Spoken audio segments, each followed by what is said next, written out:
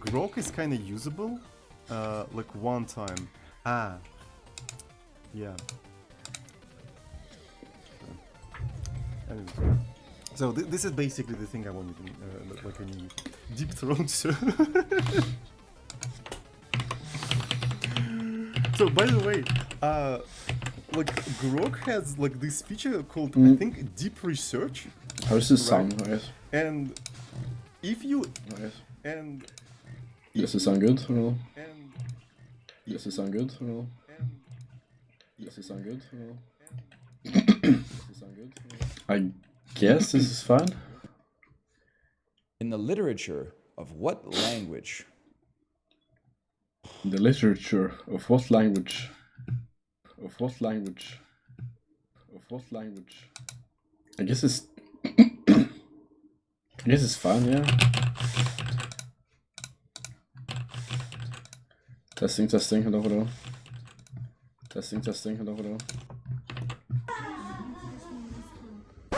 Yep, that's me. Oh, And you're no. probably wondering how I ended up here. Let's start back yesterday. At the end of day one, I had this like weird sharp pain in my left knee Oh, no. that I kind of just assumed was soreness from walking all day. It got to the point where literally 5 to 10 steps into the walk on day 2, I was unable to walk at all. I couldn't put any pressure onto my left knee at all. So we really had 2 options. We could go to the next hospital in the next town over, which is about a 5 or 6 hour walk away, or we could walk all the way back to Lukla where we came from yesterday, which also has a hospital with better resources. So that's what we did. Going back to Lukla. Let's see what's wrong with my knee.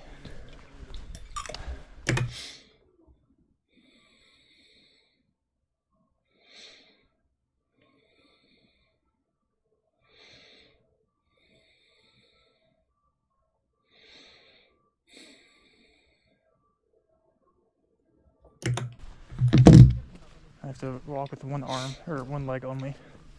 It's very difficult, but hey, that's what life's about. We're all gonna make it, bruh. The trucks, they got stopped because the road conditions are too muddy. They can't get back up, so they have to wait for an excavator to come, or for, I guess, the road quality to get better. But yeah, I mean, it's super slippery, especially on one foot. We were actually able to hitch a car back for about 10 to 15 minutes during this sketchy road on literally the side of a cliff with very low visibility, and as you can see, tons of traffic. This is not a one-way, this is a two-way. So it took us forever to get down, but it did get us slightly closer to Lukla, about 30 minutes. So this is so helpful because at this point my leg was still in so much pain. Holy. He was able to drop us off at a village nearby, and we could continue the trek up 800-meter elevation on only my right knee.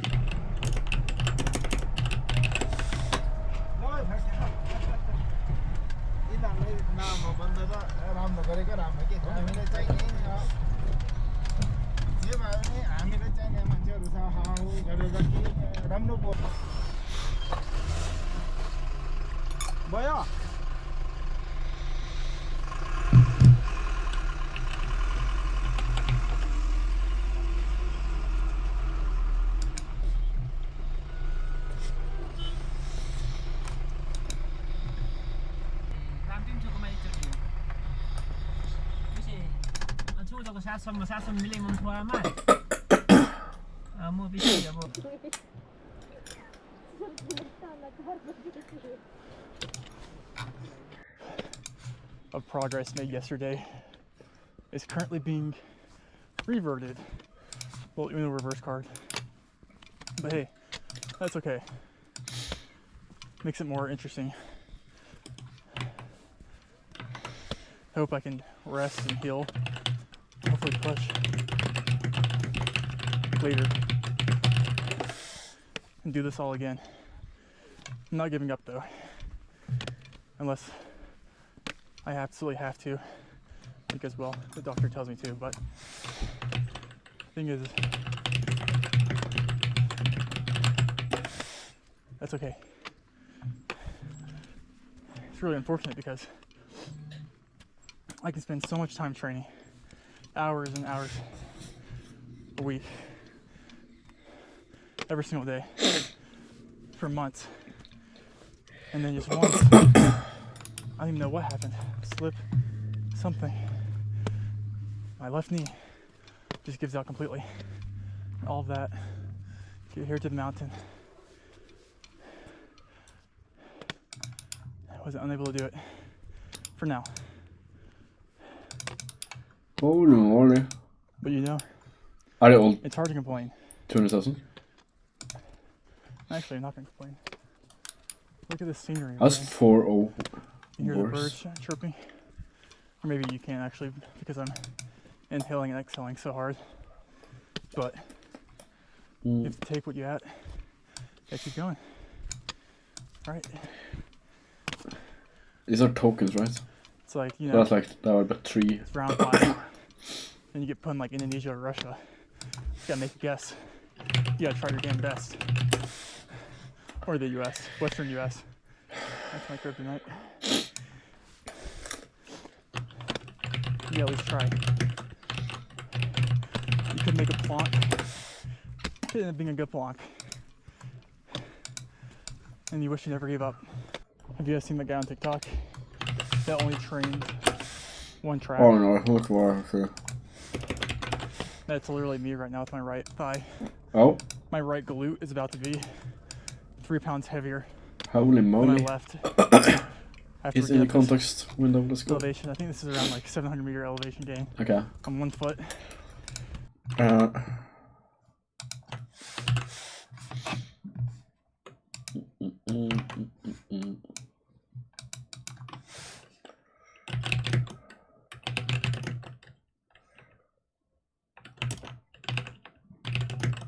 Yes, right.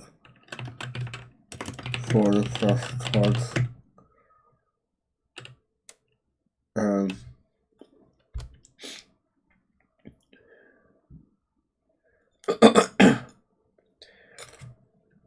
To test the most critical knowledge from the different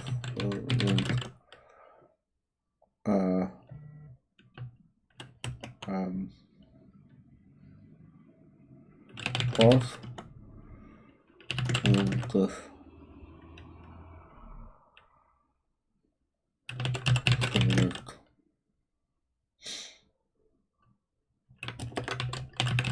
Example.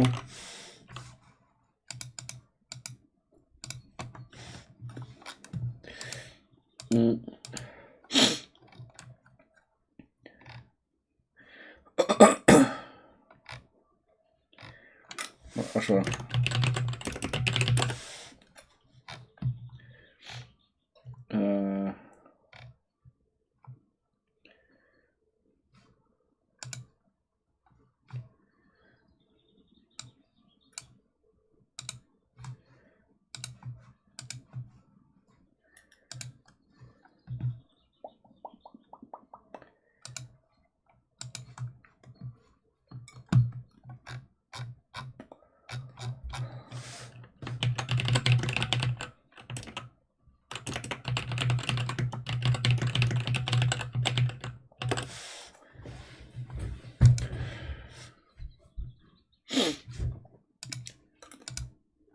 So 803 is the fifth.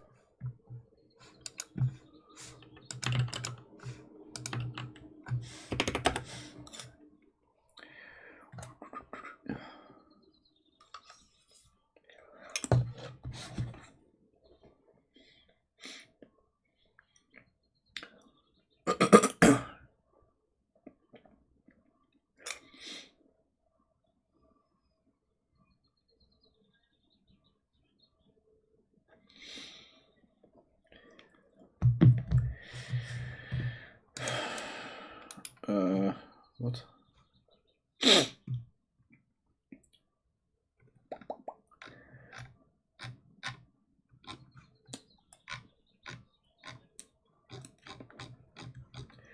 It's a bit too in depth, you know? Okay, what if we go like this?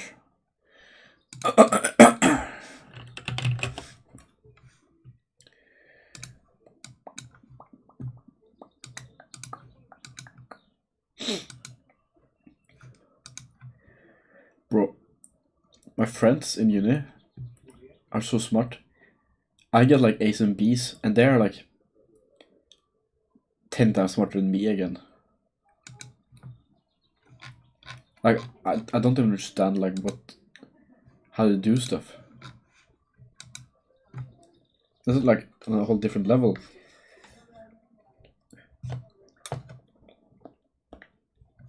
I feel like a challenge kid with them.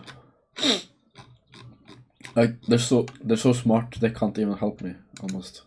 Or that's not how it works, but okay, never mind.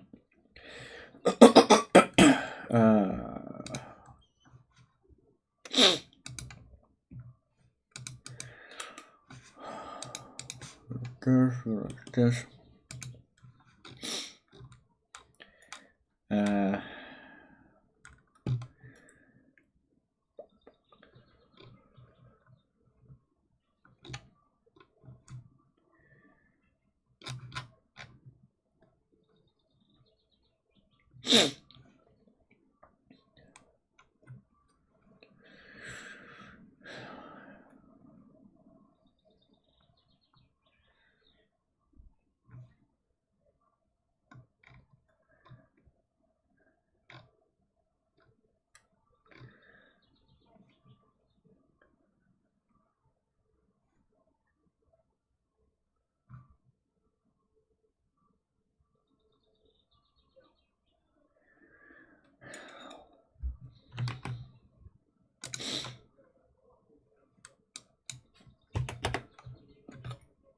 See what it does.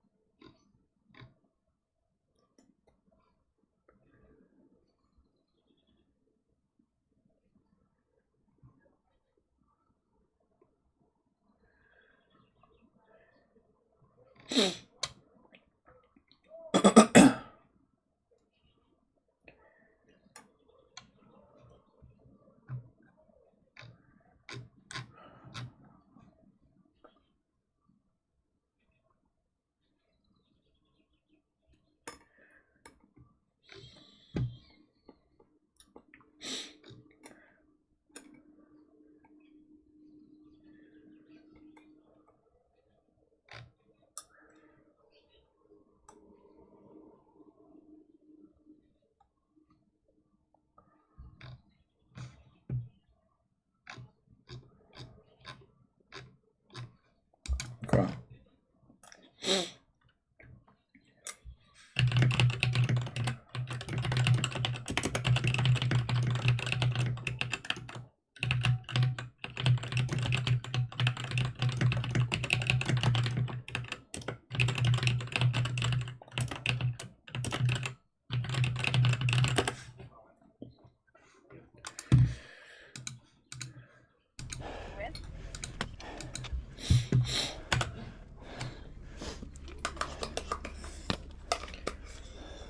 Let's get a good launch, shall we? It's an excruciating amount of pain. But this is literally the only choice. Is this good? Wait.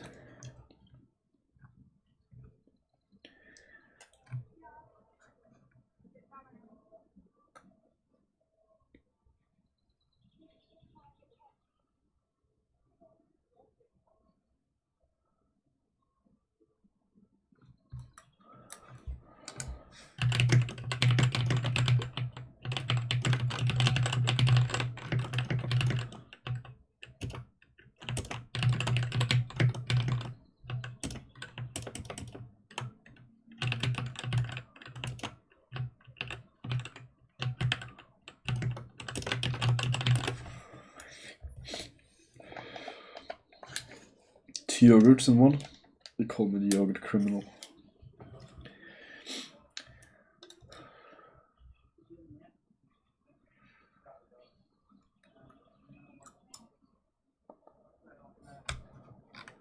Okay. Okay, so.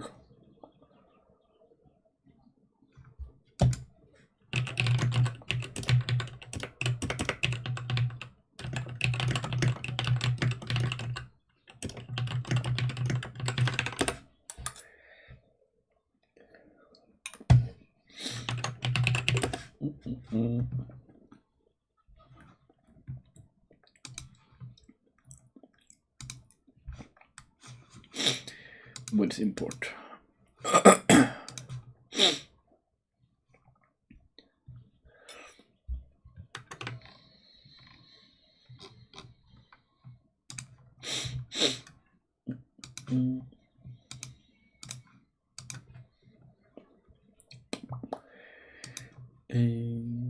Come on. Can I drop the first one?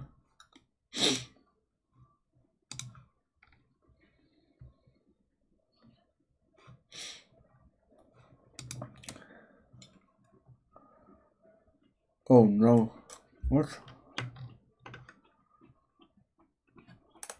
Wait. Oh no, it's correct. Okay, go.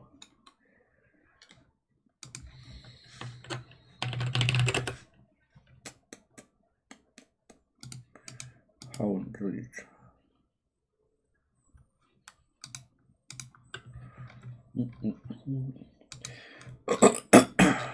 Good shit, okay.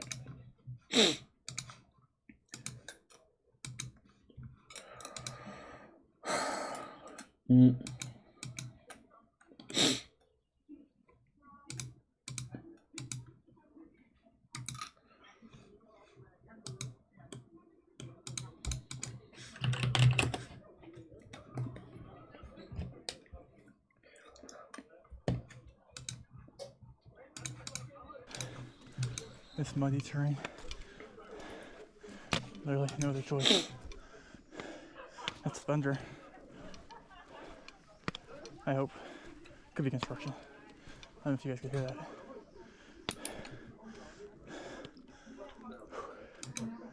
It's a privilege to use your noggin. It's also a privilege to move your noggin. You should take neither for granted.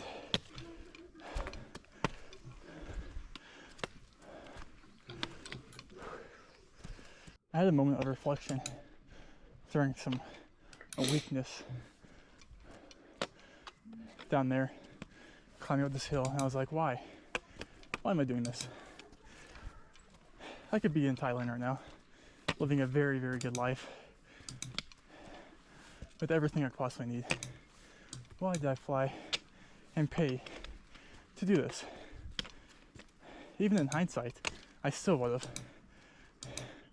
Just because something is negative doesn't mean it has to be all negatives. There's plenty of positives from this, as cliche as it sounds. Plenty of things to be learned about my body, about pushing through all this. I could be flying to Tokyo right now for the World Cup. But something about doing this feels so much better to push yourself. As cliche as it sounds. It's important to do things that you don't want to do. I freaking sound like Andrew. What's his name? Belmont? What's his freaking name? What's his name? I study, bro. I did not study, bro. What's his name? Something Belmont, frick. I should have studied, bro.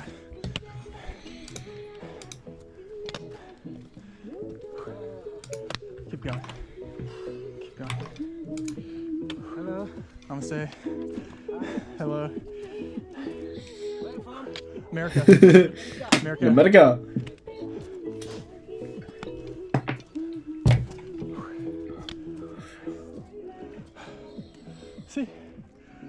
interactions like that are fun.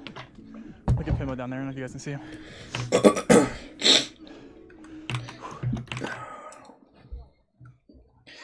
Do we like these?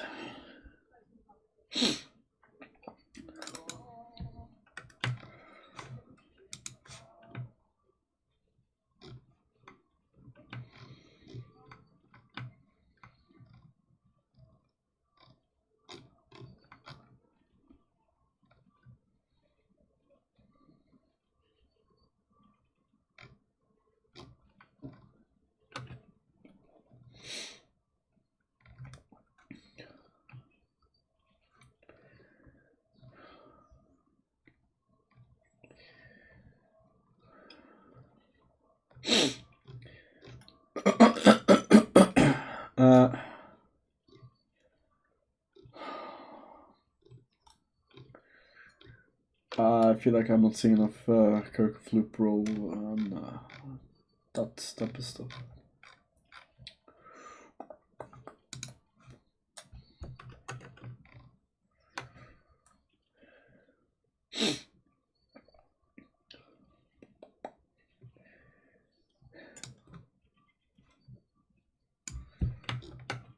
Bramper fucking cooked, I think.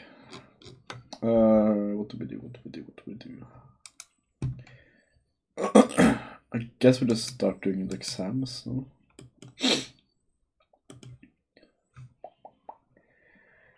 Previous exams.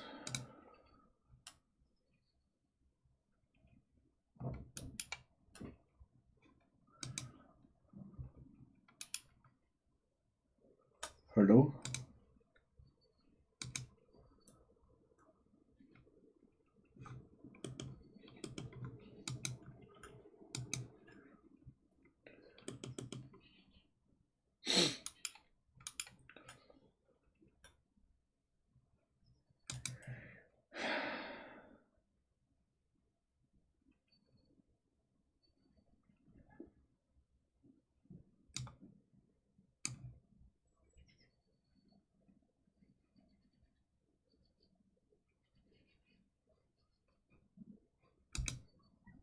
Oh, there we go. Okay. 22, 23, 24. I guess we look at 24 now, then.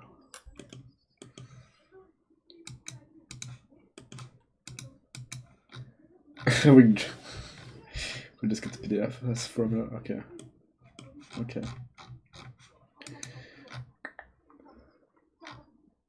How difficult are these?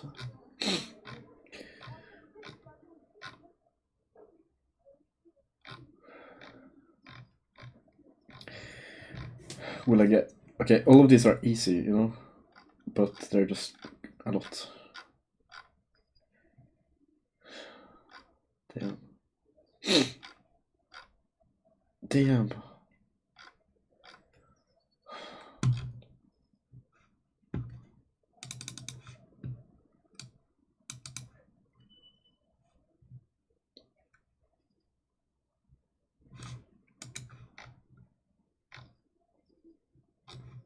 What the fuck would you write this in?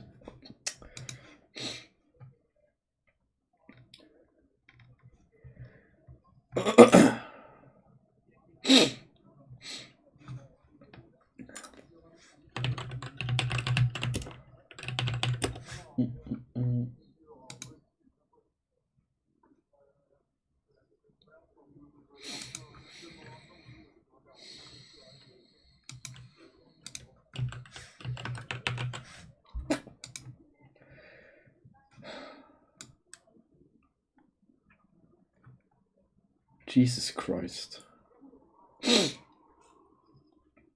This has to be free, right? Right? Okay, so this was not my teacher. This is since my teacher. Bro, my teacher just never fails anyone. Okay. Okay, so this should be actually very free, eh? Wait, what? I think I know someone that failed in this.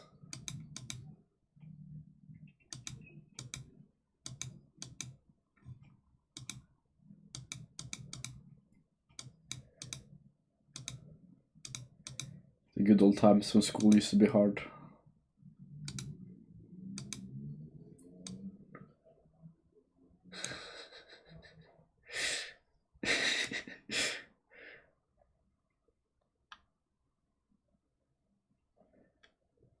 Bro, I think I heard stories about this year. The thing about this year, I think it was like every formula on the formula sheet matched the question number, so you could just go down and use the correct formula.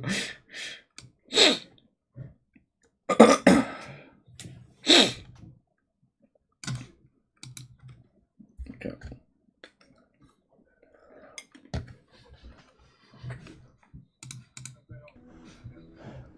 They answer? Yeah, I'm chilling. Did they answer? You have service?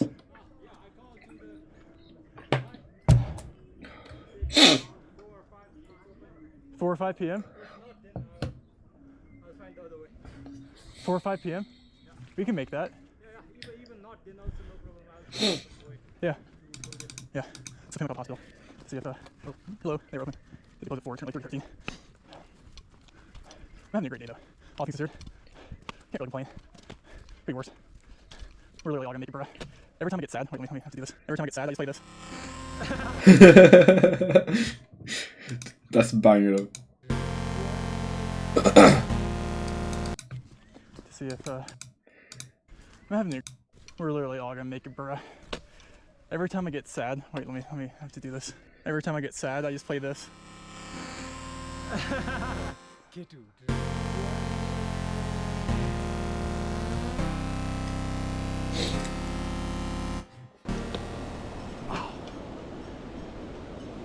Where's Shrek? Whoa, wait, what? Where's Shrek? Where's Shrek? Miss? Bad joke? Was it a bad joke? No. Shrek, because they're donkeys? Donkey? Have you seen Shrek?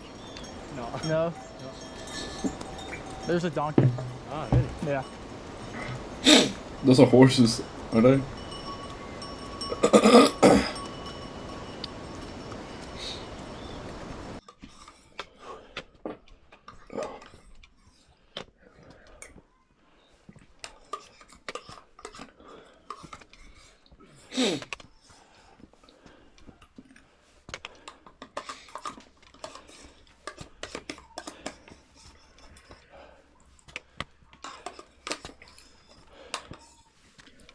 I can almost see it. Was it? That's something I'm seeing. But there's a voice inside my head saying, you'll never reach it. You know that song? No. Miley Cyrus?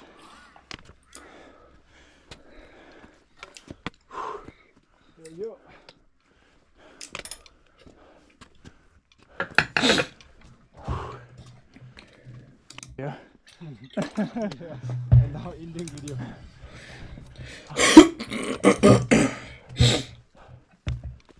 He survived. Let's go. And about 2 hours later, we finally made it back to Lukla, and this is us walking into the hospital to try and get a diagnosis. Also, sorry in advance, as I was walking uphill, my GoPro was like facing downwards because I was leaning forward too much. So you kind of just have a view of some paths. And the way I'm able to walk is because if I keep my left leg stiff and don't bend my knee, I can completely put pressure on it. It's only when I bend it that I can't walk. So the way I'm walking up, if you can imagine, is I'm basically just like bending my right knee and using it for leverage with a trekking pole, and then kind of swinging my left leg around or up to keep going up every step. So definitely a pain, but it worked, and it was kind of the only way I think I was able to get uphill. All right, I just got back from the hospital. I'm assuming I gave you guys the full context of what happened today in voiceover, hoping I did. But I just got back from the hospital. We pretty much walked. Am I bleeding? Do you have a nosebleed? What the fuck? What the fuck?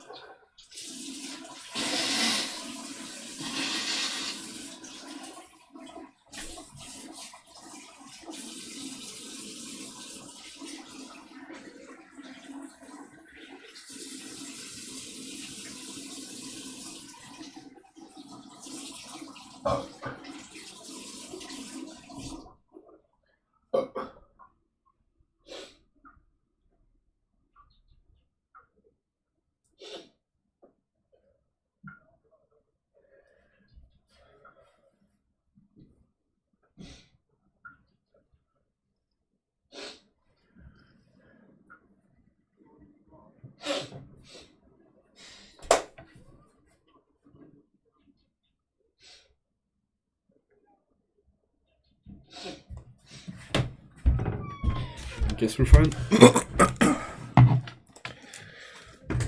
I mean, we walked all the way back to where we came from yesterday.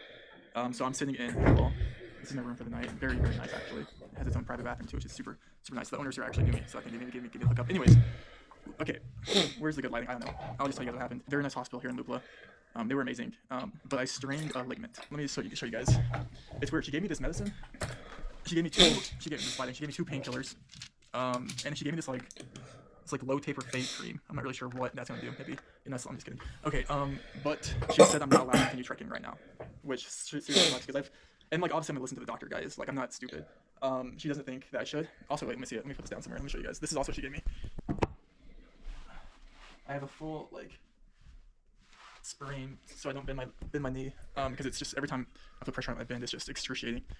Okay, so what I'm gonna do is I'm gonna stay here for 2 days, rest, immobilize, use some cold compression on my knee. I can't believe this is happening, bro. I spent so much effort over the past months. She said to come back in 2 days and she'll reevaluate to see if she can clear me. Yeah, so I mean, I'm gonna listen to the doctor. Obviously, it sucks, and honestly, it's kind of embarrassing if I'm being honest. I mean, it's not really anything like controlled. Maybe, I don't know. It is kind of embarrassing. I posted a video yesterday saying the adventure begins, and here we are back to where I started from. Now that's my life, guys. You gotta take it. You gotta roll with the punches.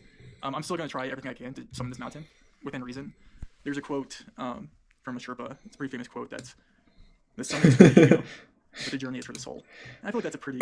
Listen, if I'm not able to get the summit this time around, I can come back in October maybe.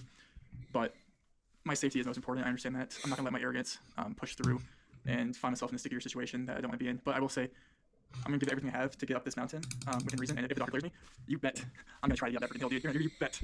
But for now, this is home for 2 days. So you can't really complain. Look at this. All right, it's been about 48 hours since that last video you guys just saw, and I just got back from the doctor with an update. She said that I'm cleared to walk again in 2 days. So I'm going to rest here again in 2 days, and then on the 3rd day I will attempt to go back up. Never give up. I'm gonna take it easy, gonna get slow. It's not over yet, so I won't probably have videos because I'm sitting here doing absolutely nothing. Next time I see you guys, after you reevaluate her again in 2 days, but she said that it's looking really promising and that I should be able to go back up in 2 days. So that's the plan right now. Next video you guys see will hopefully be me at higher elevation. I'll see you guys then. Katie, how can I help you today?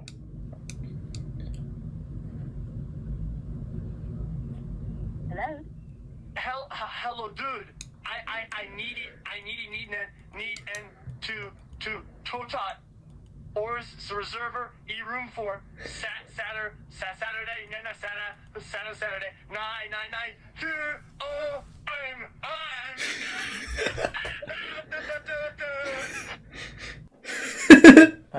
Chat, I think I have this. I think I'll watch this. No. Okay. So for Saturday, May 9th, checking out... Friday, May 9th, checking out Sunday, May 11th. Real? Yeah. That's good. Great. Okay, great. Okay, perfect. And are you a Hilton Honors member, sir? Do you have a membership with Hilton where you get No. discounts? Im not honors. Honors. Im not and not noted. Not in the honors. Im not noting, guys. Just not. In not. In not. In not noting, but in not.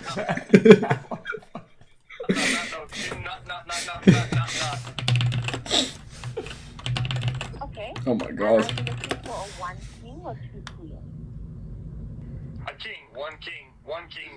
Yes, a 1 king, not a 2 queens, not 2 queens, a 1 king. Okay, that's fine. And then it's 1 room, 2 adults. Would you be interested in getting an honors membership? So it's a free membership. There's no charge. You just get points towards a pre-night stay and discounts at any of our Hilton properties. So When in you all, haven't played 26 Sugar Rush grand, 1000 in over a day. right? And you get points. Yeah. I'm sure that will be fine. It'll join the honors, guys, so I can get the points. Okay. So the rate currently before taxes on the honors rate for the 1 king. Okay, It's at Queen, now 103 welcome and me to the 40 cents. jungle. After taxes, it's 118 and 52 cents. So your total is 237 and 4 cents, and then you'd have up until 24 hours prior to cancel. So on Thursday, May 8th, 11:59 p.m. local hotel time, you need to cancel, change, or modify. Thereafter, it is a non-refundable. Okay. Yeah. The non-refundable thing is totally fine. I understand. Cool, man. Can I have your first name, sir, and your last name? My last name is Langel. Wait, he's not gonna dox me. Really doing it? Dox me like that? Lengel. Langel. Miss Lango, your first name? Felix. Really? Felix. So just gonna impersonate me, really, dude. Felix. Okay, that's fine. So, Felix, can I have a phone number to put on your reservation? My phone number is 5064. I don't better 61. I won. They won. I mean, I won. They won. I'm 3 I won. My email is Brian EMXQC. My phone number is 88649 86845 951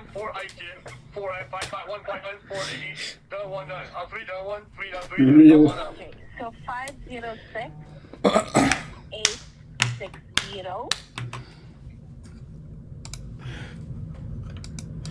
And the last 4 digits? No, not 6. Not 6. 6. Not 8. No. Not X. Not 6 0. Okay. Not 6. Not 6. Not 6. Not 6. Not 2. 2 not 6. Not that. Okay, so let's do this, sir. Okay, I understand. You give me your phone number 3 digits at a time. You'll walk with it slowly, okay? 3 digits at a time? Yes. Okay. Your phone number? Not 6. Ready.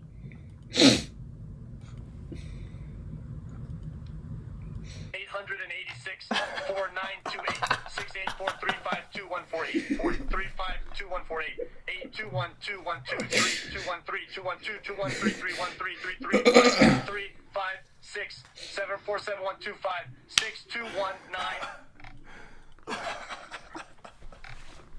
Okay, and then an email for you, sir? Yeah. Bro's just reading the stream title, Omi. What's your email address?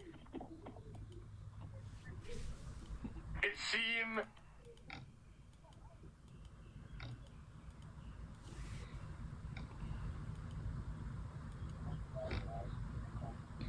Is your email address your first and last name?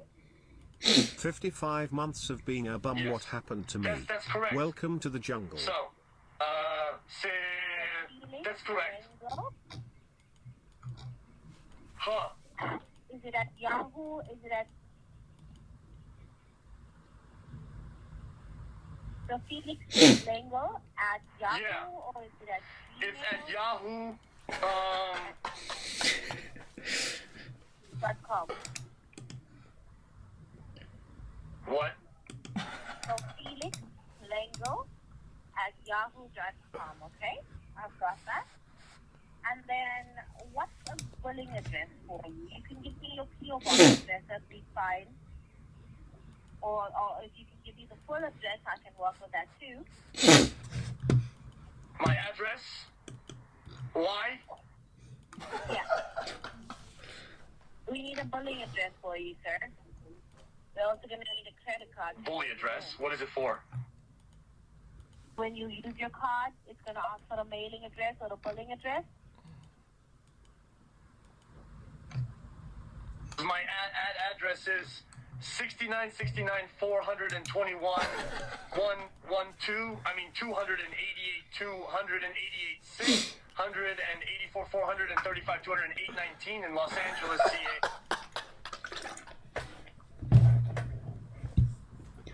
Okay, what's the street name? I'm not sure, but there's a street called XQC Road. Just Theodore. Yeah, it's on Google Maps too.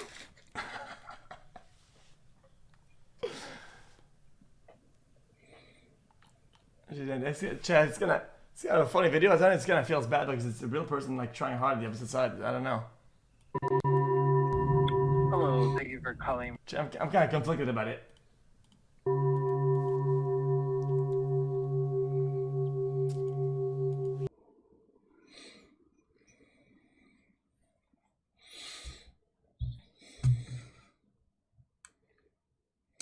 The Veritasium one's really interesting. Okay. If you think we'll learn something, that's the point. He killed the most people in history. Where was that? It just says whoops. One single scientist created 3 inventions that accidentally caused the deaths of millions of people, including himself. Not only that, they decreased the average intelligence of people all around the world, increased crime rates, and caused 2 completely separate environmental disasters that we are still dealing with today. It's being Riot Tryndamere making League of Legends. Human intelligence drops worldwide, anger, violence, riots, death. In 1944, as a young chemist who had just finished his master's, Claire Patterson went to work on the Manhattan Project, building the first nuclear weapons. His job was to concentrate uranium-235, the fissile fuel for bombs, from the much more common uranium-238. Okay. And this required huge machines, mass spectrometers, which separated the 2 types of uranium by their slight difference. Do you use spectrometers for this? Really?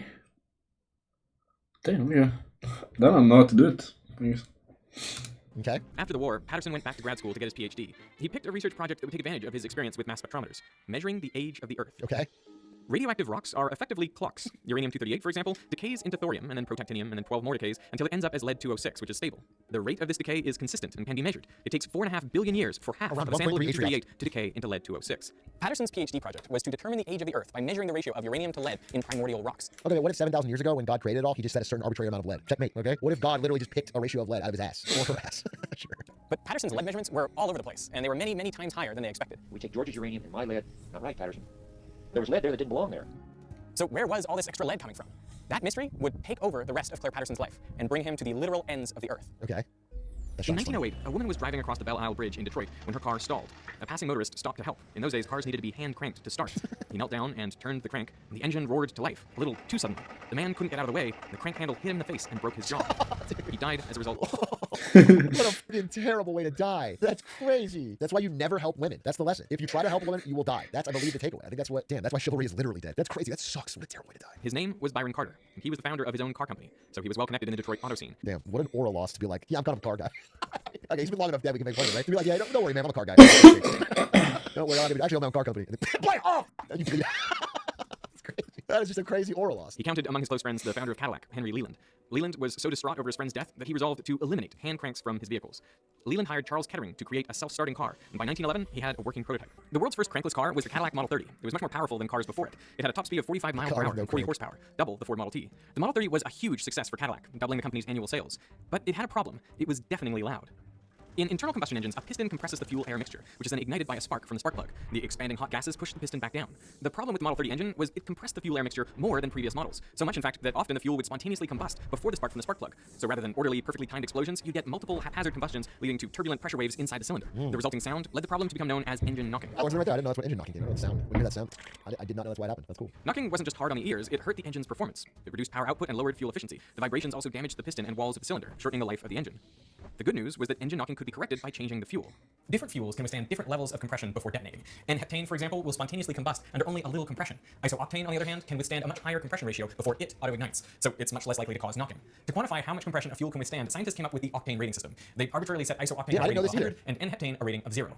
Now, real fuels aren't made up of only these two ingredients. They're a mix of lots of different hydrocarbons, but the octane rating tells you what mixture of octane and heptane gives I didn't know this at all. That's cool. For example, 98 octane fuel can withstand the same compression as a mixture of 98% octane and 2% heptane. Now, I'm going to take a little bit of 98 octane fuel and put it in this piston, and when I compress it, nothing happens. This is going to be so annoying for Ari next time we're at a gas station and I'm explaining the different octanes and what they mean. This is going to be such a pain in the ass for her. If I remember it, I'll make it up. I'll tell her it's God's will. This fuel can withstand a lot of compression. Diesel has an octane rating of 20, so it acts like a mixture of 20% isooctane and 80% N-heptane. If I put a little bit of diesel in there, let's see what happens with the same compression ratio. That's cool. There you go. You get a little explosion in there. That's because this is a low-octane fuel. I mean, that's what diesel's meant to do. You compress it and it ignites. But you don't want this sort of fuel in an engine with spark plugs. The reason fancy cars demand high-octane fuel is to prevent knocking in their high-compression, high-performance engines. Kettering wanted to find an additive which would increase the octane rating of ordinary fuel and eliminate knocking in high-compression engines. He hired 27-year-old engineer Thomas Midgley Jr. High-octane action? Yes, it's all making sense, dude. That is actually something that I have undeniably learned today. Oh, this was a good video. I did not know where the octane ratings came from. I didn't know what was the purpose of it. I always just bought the cheapest one. I thought it was kind of like a fancy-pantsy. I mean, I've always thought of it more as a marketing gimmick, to be honest. I always thought that like the high-octane fuel was like for rich people to spend more for fancy cars. I was like, they all run the same. But low key, there's a chemical reason. They all taste the same.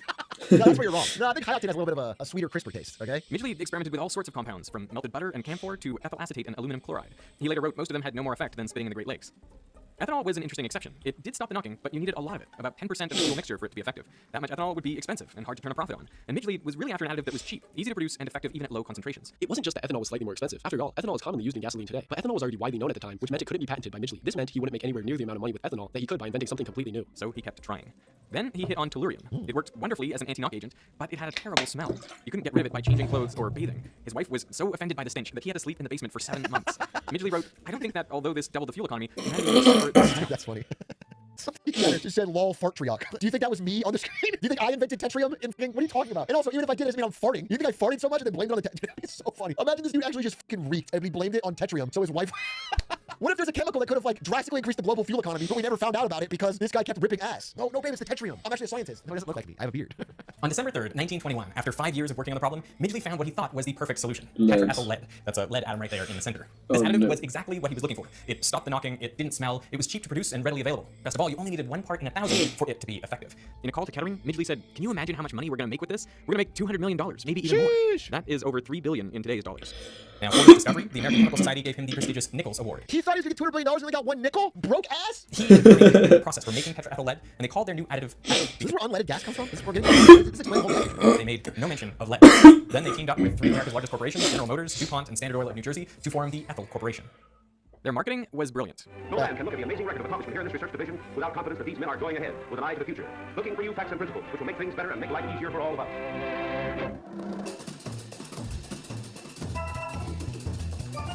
At the 1923 That's a good ad. Your son will be embarrassed of you, slow ass, if you don't get ethyl. Your progeny will look upon you with shame. Your kids will call you a cuck. Unless you get ethyl gasoline. That's very funny. This one is not as good. This is just a big swordfish and it says as powerful as ethyl gasoline. That's a shit ad, dude. Where's the fucking emotional journey on that one? It's just a fucking swordfish. Big fish. At the 1923 Indianapolis 500, the top 3 finishers all used ethyl, and the demand for leaded gasoline took off. To keep up, the Ethyl Corporation had to build a new chemical plant in New Jersey, but the project began terribly. Within 2 months of operating, dozens of workers fell ill with lead poisoning. 5 of them died. To address the public outcry, Midgley held a press conference, and there he poured tetraethyl lead onto his hands, and he inhaled it for a full minute. Dude, that'd be so. We do this today. We need to have like the Sackler family get up there and prove that opioids aren't fucking dangerous by just fucking injecting fucking heroin. He claimed he could do this daily without harm. But Midgley knew the dangers. The reason he had turned down the public talks was because he spent much of 1923 in Florida, where he himself was recovering from lead poisoning. He didn't go anywhere near his company's products if he could help it. Dude, what a piece of shit. Lead is dangerous even in small doses. Holy, that's so fucked up, dude. That's crazy. That's crazy work. And like calcium, lead can be stored in bones for years, meaning it can continue to poison the body long after the initial exposure. The organ most sensitive to lead is the brain. Lead breaks down the myelin sheath around axons and prevents the release of neurotransmitters. That's why common symptoms of lead poisoning are headaches, memory loss, and tingling in the hands and feet. Dude, I'm not kidding. This is so funny, but I don't even know how to properly explain this. I'm gonna try to explain this to you, but I don't know if I can properly explain this. When I'm learning a new skill, like I've been practicing shooting from a certain location in basketball, and like practicing the same shot over and over, I literally try to picture in my brain my myelin sheath on my neurons lighting up. I'm trying to create the groove. I'm not kidding. That's how I picture. I'm like trying to like do the same thing every time. Anyway, I'll tell you the truth. I keep it real on this stream, all right? I keep it real. I'll tell you what I'm doing. Embarrassing or not. Does it work? Versus a control group? I don't know. I mean, I practice something to get better at it. I don't know if it works if I just didn't do this stupid visualing exercise. And the dangers of lead had been known for hundreds of years. Already in 1786, Benjamin Franklin remarked that lead had been used for far too long, considering its known toxicity. You will observe with concern how long a useful truth may be known and exist before it is generally received and practiced on. He would have been aghast to learn that nearly 150 years later, scientists plan to add lead to fuel. Doctors and public health officials from MIT, Harvard, Yale, and the U.S. Health Service wrote to Midgley and warned them against producing tetraethyl lead. They called lead a creeping and malicious poison and a serious menace to public health. Their concerns were dismissed. Well, there's money to be made. This model shows how just the right amount of fluid containing tetraethyl lead and dye is added to the gasoline. No one doubted that a lot of lead was bad for you, but how much harm could a little lead do? By the 1950s, millions of motorists globally were burning lead in their cars and releasing it into the air. Some of that lead ended up on Claire Patterson's zircon samples, preventing him from determining their age. In 1952, he moved to Caltech, where he built a new lab from scratch. Suspicious of environmental contamination, he tore the electrical cables out of the walls to remove the lead solder. He cleaned the floors and benches daily with ammonia and made sure that air was always being blown out of the lab. To go inside, you had to wear a plastic bunny suit. Jeez. Patterson basically invented the clean room. Inside that room, he turned his attention to the oldest rocks in the solar system, meteorites. All the original rocks on Earth had long since been destroyed by tectonic activity, but meteorites come from asteroids, which formed around the same time as Earth. They have just been drifting since been destroyed by tectonic activity, but meteorites come from asteroids, which formed around the same time as Earth. They have just been drifting through space until they entered the Earth's atmosphere. So the best way to measure the age of the Earth was to measure the age of meteorites. Patterson measured 5 meteorites, each with 3 different radiometric dating techniques, and he found they were all 4.55 billion years old. That number is within 0.15% of the currently accepted value for the age of the Earth. Before Patterson's experiment, people thought the Earth was 1 billion years younger. So Patterson had done it. He measured the age of the Earth, but he wasn't done getting rid of lead contaminants. Public concern about lead exposure had continued to grow, but President of Standard Oil Frank Howard pushed back, saying, "We do not feel justified in giving up what has come to the industry like a gift from heaven on the possibility that hazard may be involved in it." Scientists funded by the Apple Corporation claimed that lead was a natural part of our environment, and therefore not harmful to people. But Patterson wondered just how natural is the lead in our environment, and he had just the skills to find out. That is something Dan Clancy would say, for sure. He began by measuring lead in the oceans. If it were natural, he expected the concentration of lead to be the same regardless of depth. But if lead pollution had increased recently, it would be more concentrated near the surface. He took samples in the Pacific and Atlantic Oceans down to a depth of 4 kilometers. And sure enough, lead concentrations were nearly 10 times higher near the surface. Yikes. Lead pollution was clearly recent, but when exactly had it occurred? To find out, Patterson had to go to Greenland and Antarctica. Ice cores record the level of lead in the air going back thousands of years. The levels of lead in the atmosphere have been elevated for the last 4,500 years. All of it is due to human activity, mainly smelting ores to make metal. We fucking love smelting ores. It's just such a human thing, dude. Like, I feel like if humans hung out with aliens, they would say that's a human thing. Like, if there was a comedy show about humans on an alien planet, they'd be like, these fucking humans love smelting ores. They're always smelting. Like, if there was a Costco guys intergalactic TikTok, and it was about things humans do, and they're imitating humans, one of them will be smelting ores, because we just love doing it. You can see the rise and fall of the Greek and Roman empires, the dip caused by the Black Death in the 1300s, and of course the spike in the 20th century due to industrialization and tetraethyl lead. Let me see that again. That is you can't even see it because I'm covering it, but that's a pretty dramatic rise in lead. Like, that really spikes up. That could be a natural occurrence, though. Well, Patterson looked at the lead levels in the teeth and bones of recently deceased Americans, and for comparison, he measured the lead in bones and teeth of Peruvian and Egyptian mummies. Dude, this guy really went on a fucking journey to just find out that, yeah, I mean, it's pretty obvious that if all the gasoline has lead in it, it's going out into the air, it's gonna be bad. I appreciate that he went to the fucking lengths to prove it. Since they lived over 1,600 years ago, they would have been exposed to much less lead in their lifetimes. He expected to find modern Americans had about 100 times as much lead in their bones, but results showed it was closer to a factor of 1,000. 20th century Americans had 1,000 times more lead in their bones than their ancestors. And at the time, 20th century Americans were the most powerful country in the world, bar none. So you could say in a way that lead was our superpower. You could say in a way that 1950s America, which is the most strong relative to other nations any country has ever been in human history, and we had 1,000 times the lead of other countries, you could say we need to bring back the lead. You could make the case that the only way for America to become great again is to return the lead to the gasoline. Studies of baby teeth revealed that even lead exposure well below the level considered safe resulted in delayed learning, decreased IQ, and increased behavioral problems. Dude, it's actually a tragic disappointment that teachers will never get to have students who are both lead and iPad brains. They can only get one or the other. I want to build this new super race of children who are both iPad kids and lead poison kids. Truly degenerate, truly impossible. Yeah. A follow-up study showed that those with higher levels of lead in their baby teeth were many times more likely to fail out of high school. That's crazy. As a result of studies like these, the CDC's guidelines for the acceptable level of lead in children's blood dropped from 60 micrograms per deciliter down to 3.5. It's funny to just ballpark 60 for the acceptable amount of lead in children's blood. That's your job. Your job is to set the right amount of lead for children's blood and be like, yeah, I haven't done any studies or anything. Let's go with 60. 60 sounds good. It's like, bro, you know, we should start with probably 0 until we know it's safe, right? And as far as we know today, there is no safe level of lead. Globally, lead is believed to be responsible for nearly 2/3 of all unexplained intellectual disability. According to a study published in 2022, more than half of the current U.S. population, that's 170 million people, were exposed to high levels of lead in early childhood. Those born between 1951 and 1980. Dude, no wonder boomers cooked the fucking world. No wonder. Oh my God, we've been riding this boomer wave down for 30 years and they're all fucking lead poisoned from childhood. Flash forward exactly 30 years and some fucking kid is watching VR YouTube video about how millennials and Gen Z had microplastics in their brain. They've been cooking us for 30 years and they all have microplastics in their fucking brain. No wonder they've been running this fucking country to the ground. No wonder they got us into the space wars. The authors estimate that in aggregate, lead caused a loss of more than 800 million IQ points. The world is less intelligent today because of leaded gasoline. But there are even more troubling correlations. The U.S. saw a steady rise in crime from the 1970s to the 1990s. You know what's so fucked up is we are gonna have a space war one day and there's not gonna be a single goddamn lightsaber in it. That's fucked up. We're just gonna fucking shoot guns at each other. And there's not gonna be a single Jar Jar Binks making goofy, excuse me. There's not gonna be a cool light. There's gonna be nothing. It's gonna be fucking like regular, more boring and like in part. Probably gonna be AI-powered fucking drones killing each other in space. What a joke. Not a joke, because Palantir is an AI technology company that sells weapons to the U.S. military. Since 2009, the government has spent $2.5 billion on Palantir products. This graph looks eerily similar to a plot of preschool blood lead levels, just offset by 20 years. The obvious question is, did kids who were exposed to higher levels of lead grow up to commit more crimes than they otherwise would have? You might think this is just a spurious correlation, but the same pattern appears in many countries, including Britain, Canada, and Australia. And we know there's a causal connection between lead exposure and antisocial or violent behavior. A study of 340 teenagers found that those who were arrested were 4 times as likely to have elevated lead in their bones than similar demographic controls who didn't have run-ins with the law. So if I'm a boomer and I kill you and I have a good enough lawyer, you think I could pull off the... Could I blame it on the lead? If I get a good enough lawyer and I snap into a violent rage and kill you, could I instead sue the Apple Corporation for making me that way? Now this doesn't mean that lead is responsible for all of the increase in crime, but it's very likely responsible for some of it. Now, it's tough to estimate the precise death toll of lead. One of its lesser-known effects is a hardening of the arteries, leading to increased cardiovascular disease. A study from This shit 2018 fucks you found up. lead was likely responsible for 250,000 heart disease deaths per year in the U.S. That's crazy. Assuming a constant rate over the past century, that amounts to 25 million deaths in the U.S. alone. Globally, the figure may approach 100 million. Most of those deaths are due to Midgley's decision to put lead in gasoline, a substance he knew firsthand was toxic, but he did it anyway to maximize profits. And the problem is not over. Current estimates of deaths caused by lead range from 500 to 900,000 per year. The 2020 UNICEF report warns that 1 in 3 children globally, that's over 800 million children, have blood lead levels at or above 5 micrograms per deciliter. A lot of this lead now comes from batteries and industrial processes, but some is still due to Midgley's invention. Jeez. After Midgley's success with Ethel, he was put in charge of another engineering project. GM wasn't just making cars, but also household appliances. And fridges had a problem. The two most common gases used as refrigerants were methylformate and sulfur dioxide. One is highly toxic, the other is flammable. Midgley was tasked with creating a safer alternative. In 1928, he developed a non-toxic and non-flammable refrigerant, dichloro-difluoromethane. GM called this new product Freon. And to demonstrate Freon's safety, during the unveiling at the American Chemical Society, This guy's got one party trick, and it's inhaling chemicals he knows to be toxic in front of a crowd to trick them into making it public. He's fucking crazy. That's crazy to do it twice. The dude's just addicted. Midgley inhaled a lungful of this gas and blew out a candle. In the following decades, CFCs like Freon became very... Dude huffed a lungful of Freon in front of a crowd. That's so funny. We should have a better test than this. Than just getting this guy up there to fucking... yeah, just do galaxy gas or whatever fucking illegal shit. The problem is CFCs are light and stable. When released into the atmosphere, they climb up into the stratosphere, where they can remain for 50 to 100 years. But if a CFC molecule is hit by an ultraviolet photon of just the right energy, it breaks apart, releasing a chlorine atom. And this chlorine atom can then react with ozone, breaking it apart into chlorine monoxide and oxygen gas. The result was another environmental disaster, the hole in the ozone layer. With less ozone, more UV light penetrates the atmosphere, increasing the rates of skin cancer and cataracts. I know we're doing fake fucking news here. I know it's a science channel. I know we're gonna fucking make shit up. The ozone layer isn't real. God protects us from fucking rays. Okay? So I know it's gonna get fucking stupid. Utter woke nonsense, dude. The only zone that matters is the end zone. That's damn right. That is damn right. I just got chills hearing that. Yes. Plus, CFCs are potent greenhouse gases. Per kilogram, they produce 10,000 times more warming than CO2.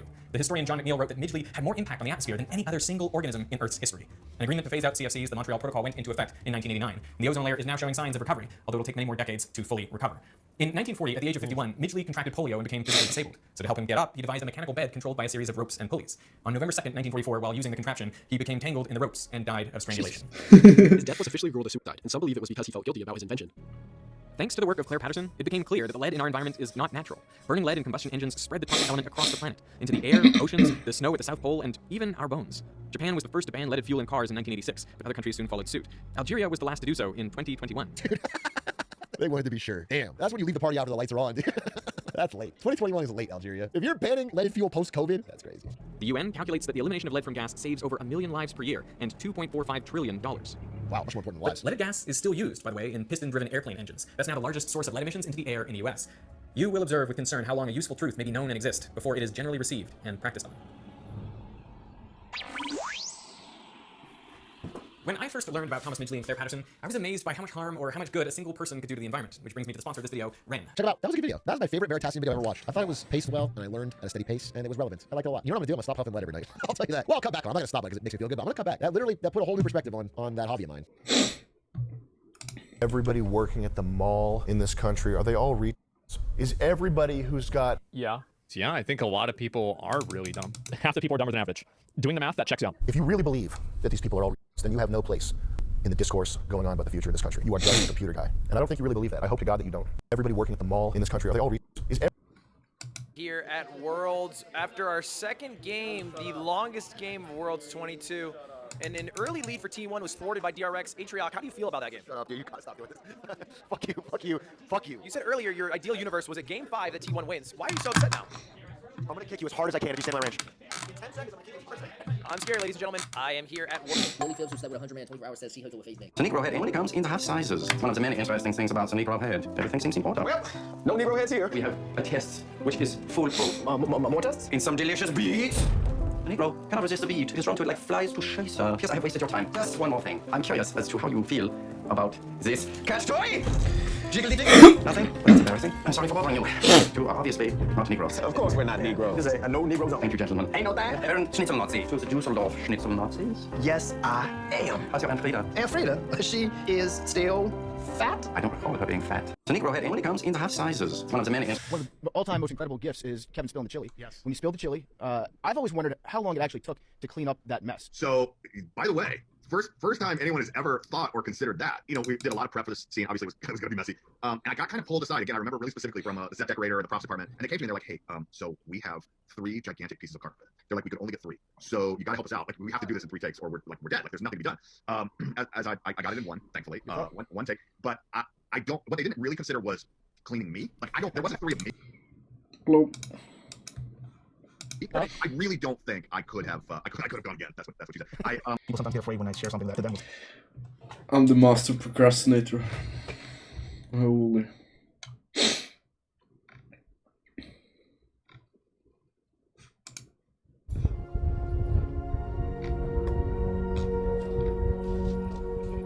We're about to static fire the first heavy bolt engine. This is our ablative engine, and we're planning to get about 1,800 pounds of thrust for 2 seconds.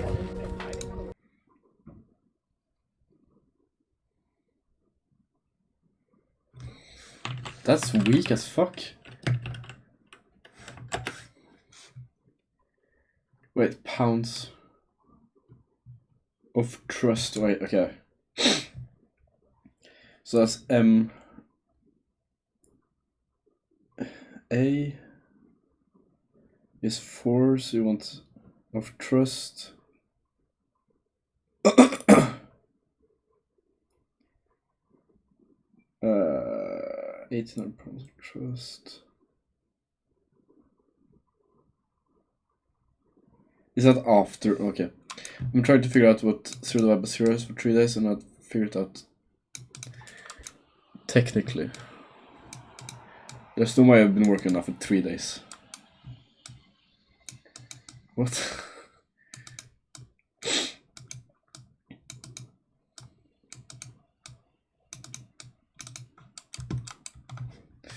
What is 0 times? No, divided by 0.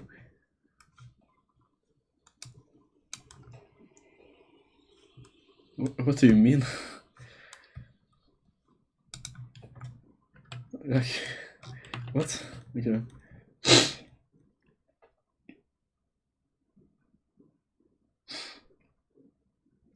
Okay, that's it. If you have force of thrust, that's weight times the acceleration. Pounds of thrust, is that just the weight of the thrust? So we get the force by, I guess we go like this, times 9.81. Okay, never mind. That's a bit more. That's about our rocket, I guess.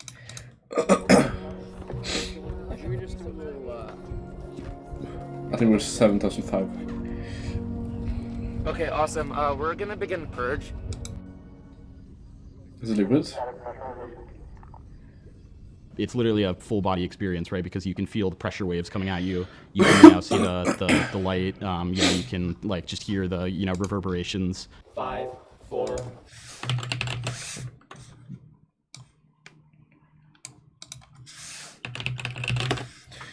So A divided by B equals C, but if we don't know C, 0 divided by 0 isn't possible because any answer could work. But if we know C and don't know A divided by B, 0 divided by 0 is a little... Could you try to rewrite that? Wait.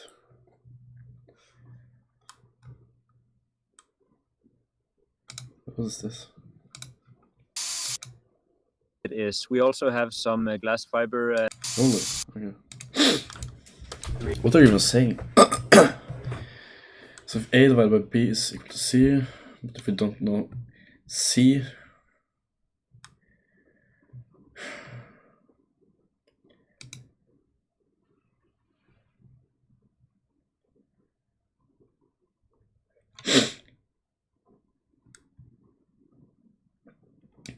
that's a TLDR construct in number. Okay, I'll try to understand. I guess you're saying if C is the solution,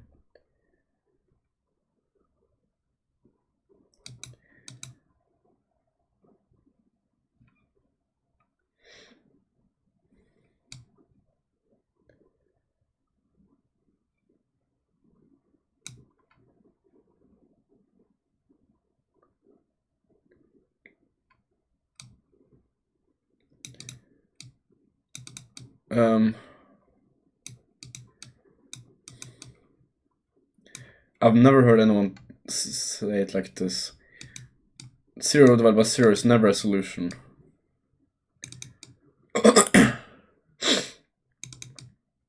If that helps.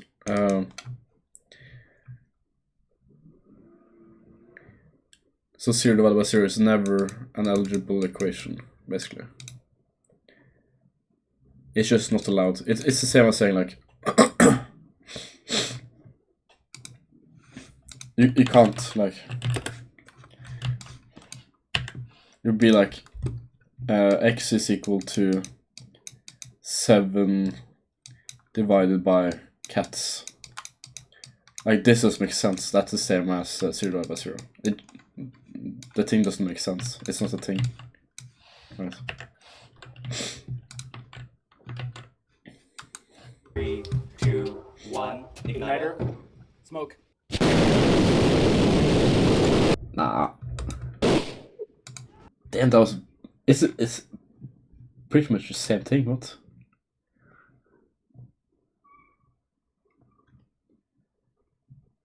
Oh no.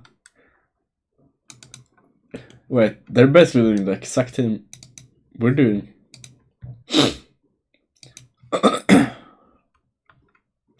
Delhi California followed Seb as they developed, tested, and launched Eureka 2 rocket design to reach.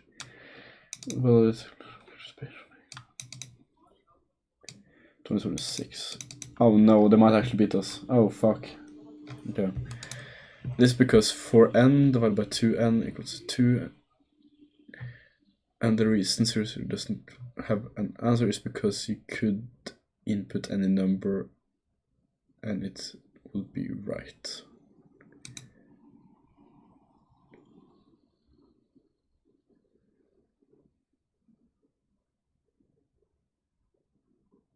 No. Wait, what? This is true for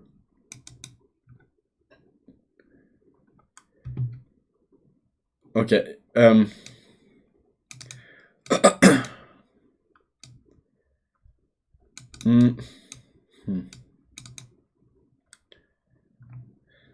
No, he couldn't. Okay.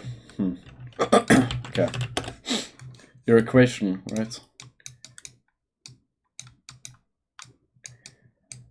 By definition, you don't have an n here, almost. Like, these n's don't count. So it's the same as this.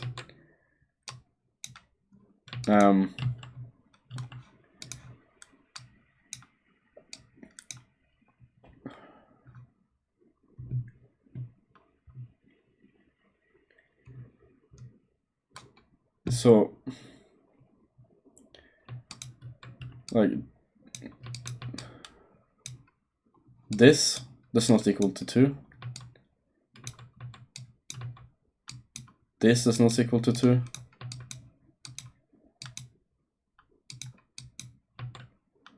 Of course, 0, 0 doesn't equal to 2. I feel like I can.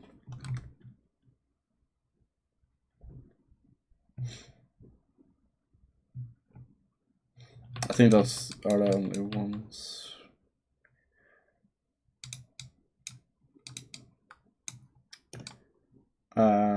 Yeah. But yeah, no, you can't just put in anything for the n's and have it be true. 0, 0 is undefined.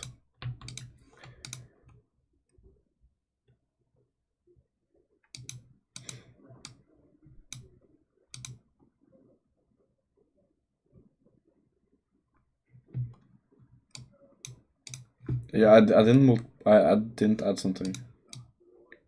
I know.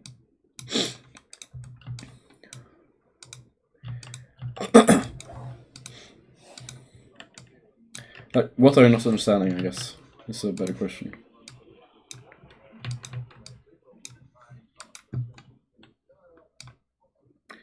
It's undefined because it could be any answer. No, it's undefined because it doesn't make sense to do it.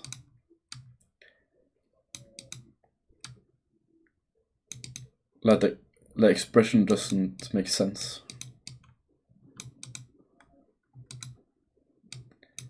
Look it up.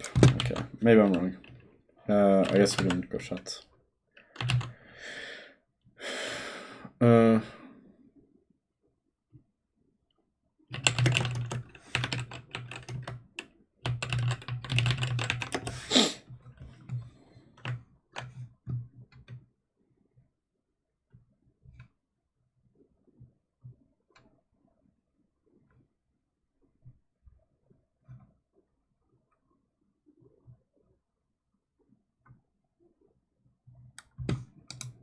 Were there... Like, ChatGPT agrees with me. And where does it say it could be an answer?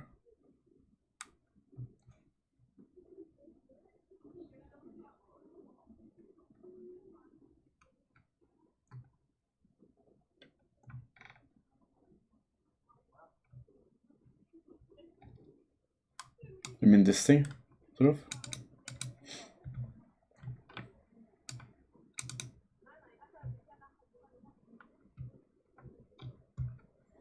Just for 0 divided by 0, there's not one right answer, but infinitely many.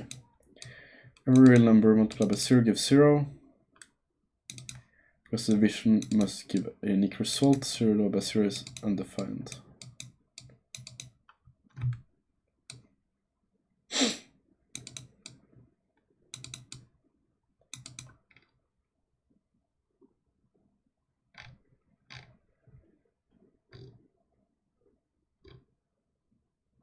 Exactly, it could be any answer. No. Because division must give a unique result.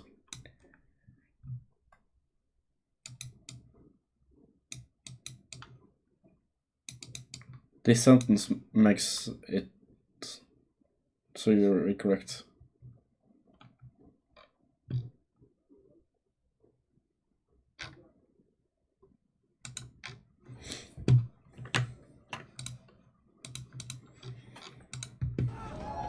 The car alarm! Oh!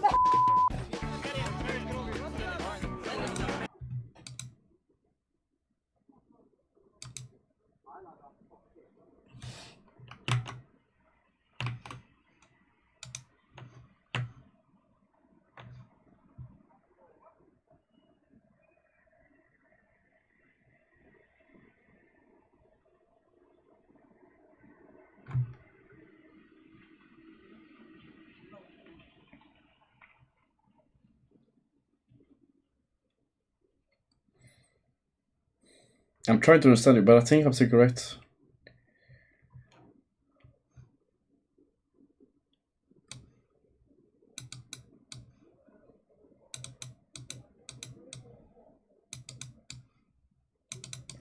Basically, you're saying, since the expression is true for basically every value, there's many solutions.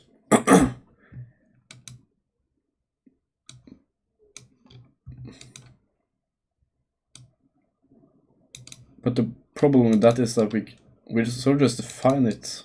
We like, because this is not useful for us. The expression doesn't make sense to us. Like, we can't use it for anything. It's useless. We just don't care about it. It's undefined.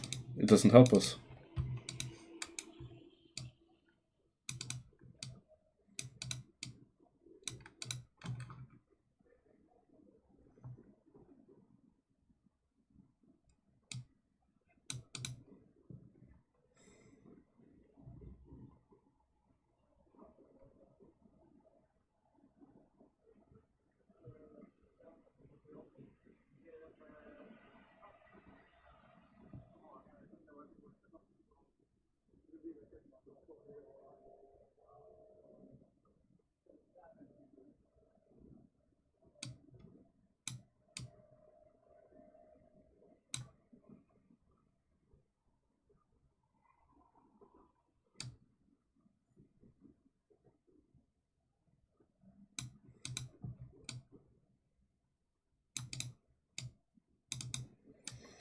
this is saying, but if we don't know NP, 0 divided by 0 is an eligible equation. It's not. Hey, what's up, Nebula? Good morning, good morning. One sec, let me tell you what ChatGPT said to me. So if we write 0 divided by 0 equal to x, then we're asking 0 divided by x equals to 0. Which is true for any value x, because anything multiplied by 0 is 0. That means 0 divided by 0 could be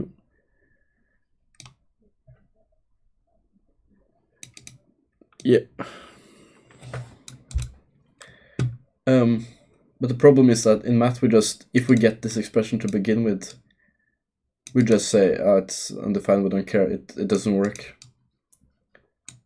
It's the cat example, right?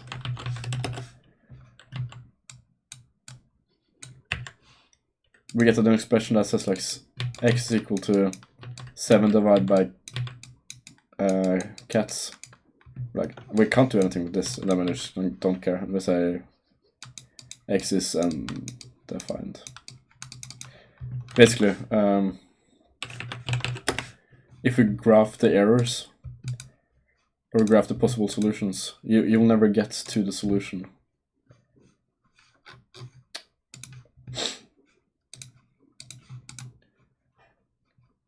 It's unreachable, basically, like this.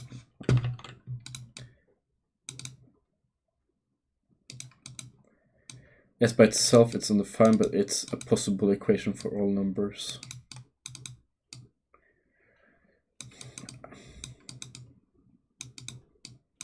I'm not even sure that's correct.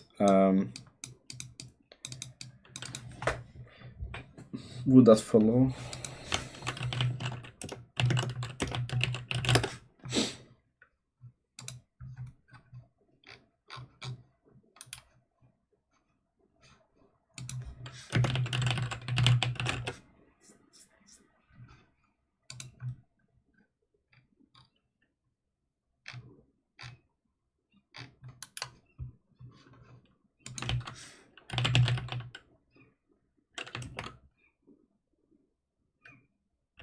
Is it called lemmas? The 4 lemmas of math.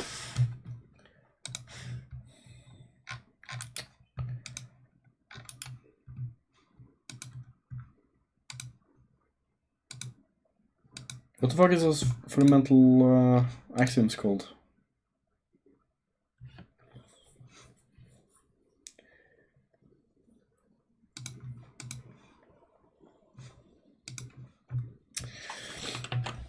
Okay, let's see here. We ask chat.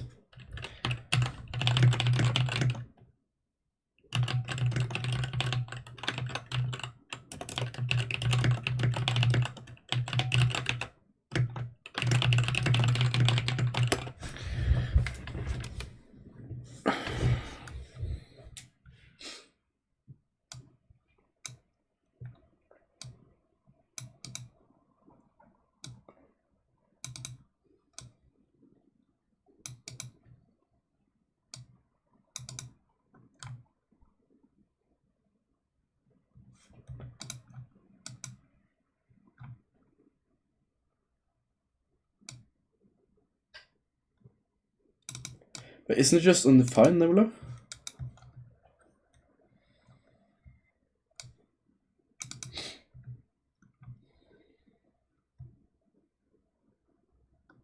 I guess these don't connect, so I couldn't disprove it, I guess.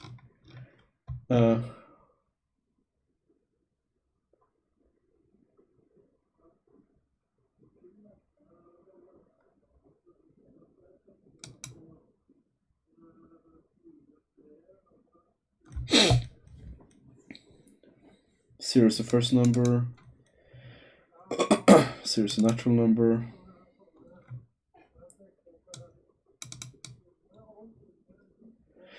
Every natural number has a unique successor except for 0, I guess.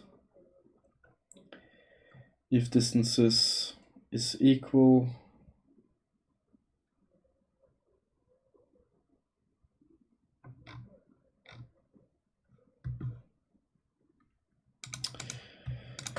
I don't know.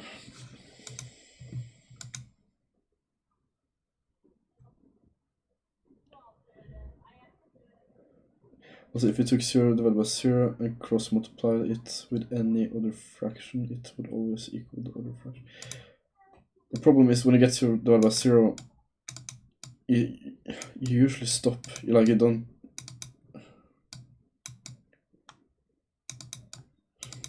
I guess I'm like super.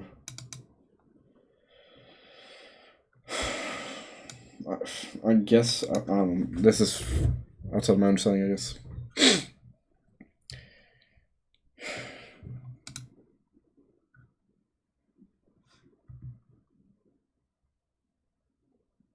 What the fuck does it even mean?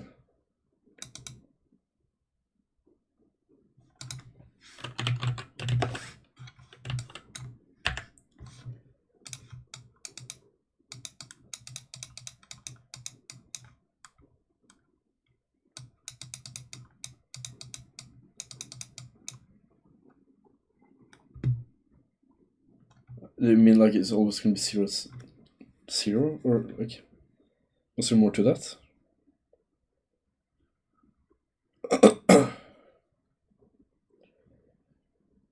I guess I'm sort of agreeing with you more and more. But like, I guess sort of you're saying that this is valid. And that will pretty much carry your whole argument, I guess. Like for any number,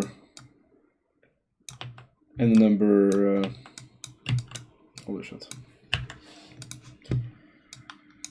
A1, A2, I guess. I got to go. See you later. Alright, okay.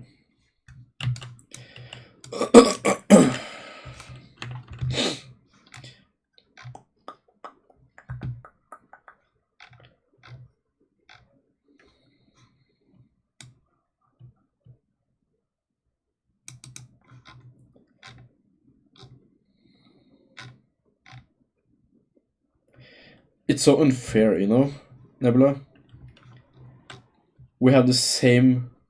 I think I would even argue our rocket is a tiny bit better, honestly. Let's see here. Okay, rocket review. You prefer that or this? Cider. Smoke. Our rocket is so much fucking better. Smoke. You see this? This is good. This is bad. This means it's wasting energy. If it's perfectly blue, that means it's not losing energy. So the only loss we have in a rocket is basically these small fireballs here and some excess exhaust here, I guess. But our rocket is perfect, and they have the same strength. 1 igniter.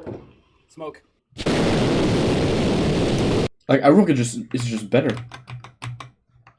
Let's see here. Team. How many are they? There's so many. Okay, we might actually be about the same size. Wait. Okay, never mind. We're probably about the same size. Wait, class? Oh, are these not members? Oh, they're not. Okay, they're way smaller. Wait, are they?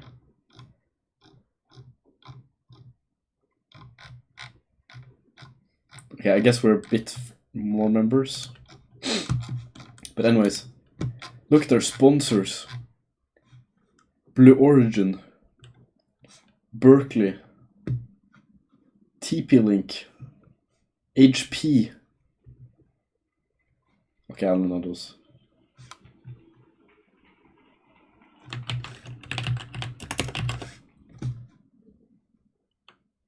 Pan Am. Wait, they're an airline. Are these pop? I don't know the rest here, but like being sponsored by fucking Rocket.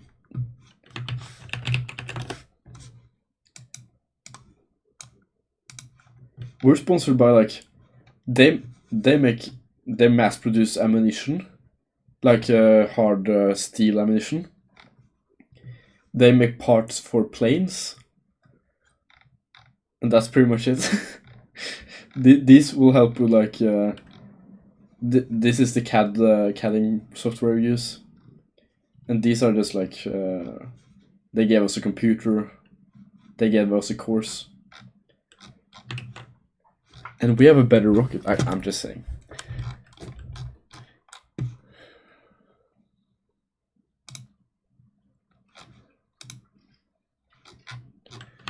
And they have like documentaries. Okay, maybe they weren't that big. Never mind.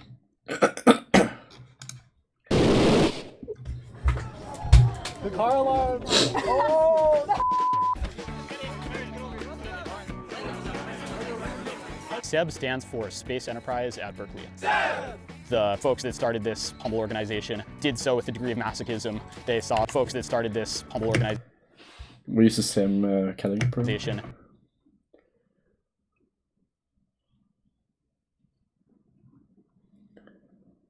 Did so with a degree of masochism. They saw the biggest hurdle possible and said, let's jump over it.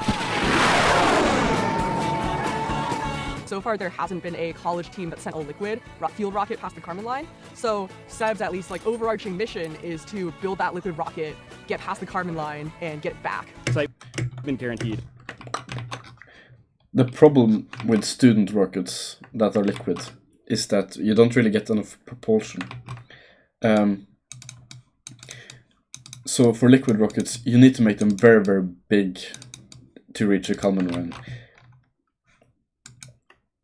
Or you can make them steer themselves. You can make a vector control, like TVC, it's called.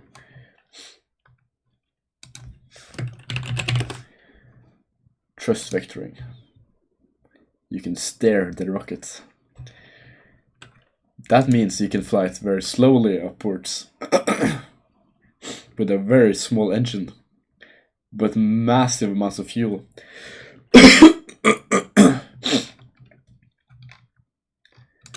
And that's how you basically would reach space with a liquid rocket. Team about. And they are not there yet. So I think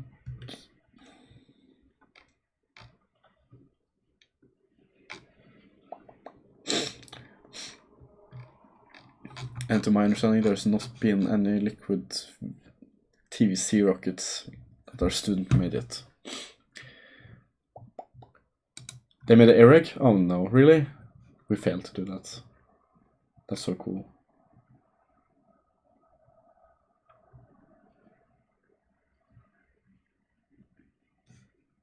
Other open source? Oh no. They're scoring so many aura points.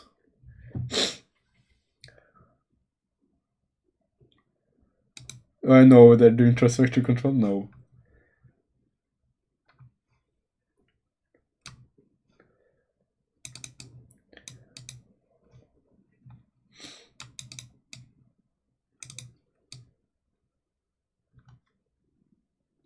Oh, it was during testing. Okay.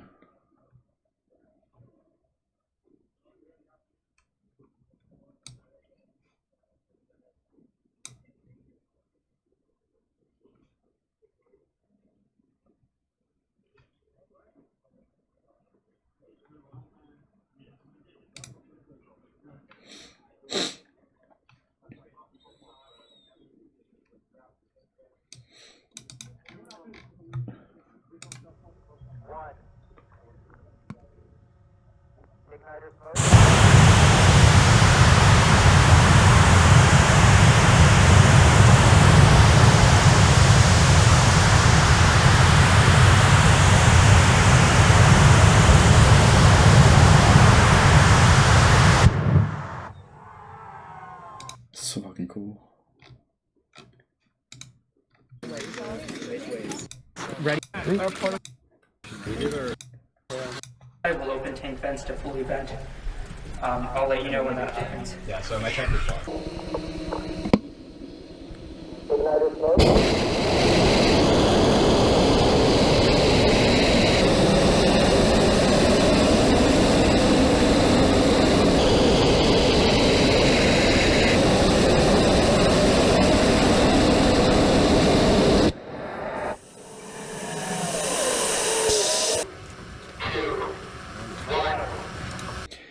HP.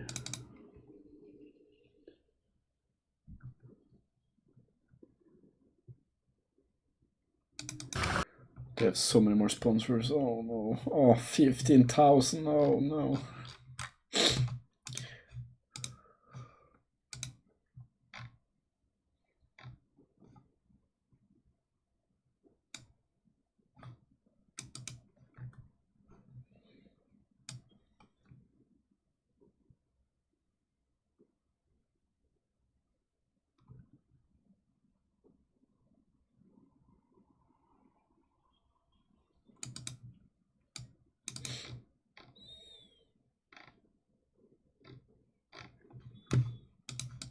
Is what we always say.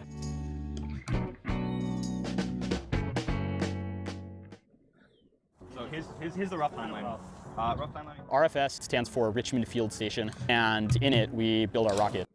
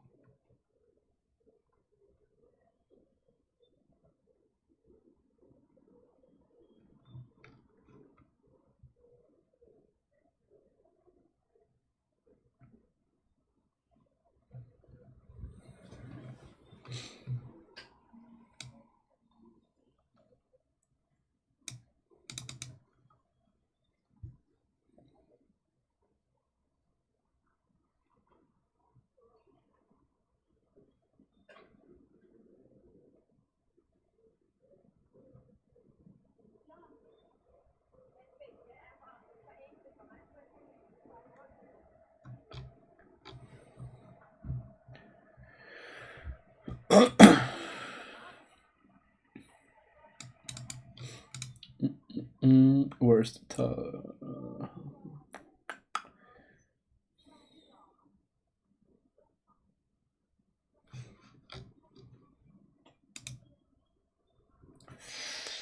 what was it? FC4.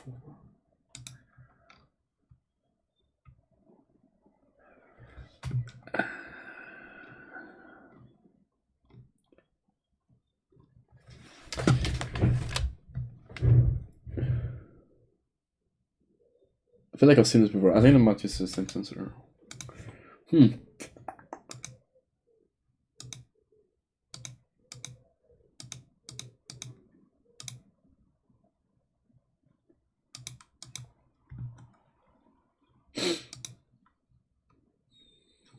Flight Computer 4.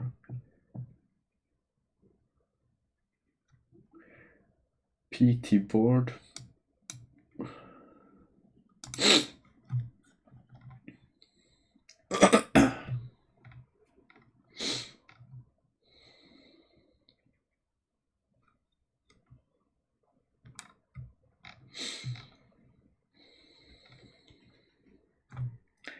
task table. Deckers, task, sample, send auto vent, read send power, reach. Basically, let's loop over. Bro, our code is so much worse. Thermocouple board, oh no.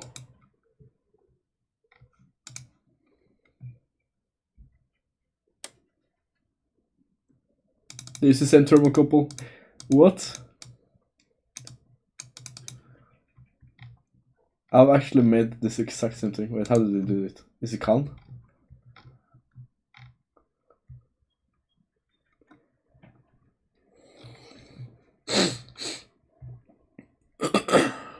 Wait, how did I make the offset? Wait, I can cheat. Wait. Pack.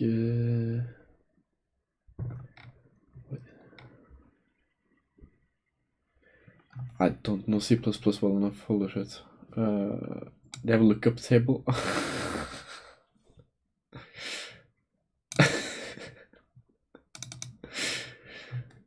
Okay. They didn't use it correctly then, okay. But maybe. Oh, that's so long.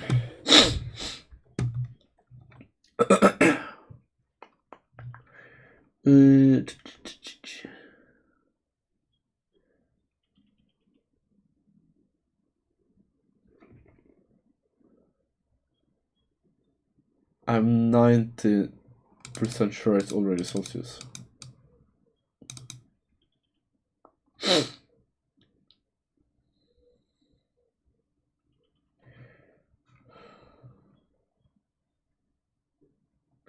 Thermocouple sample index with Celsius temperature index.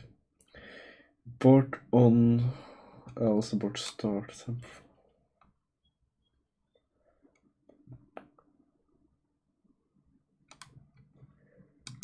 Guess this function is interesting, maybe. Just temps. Oh.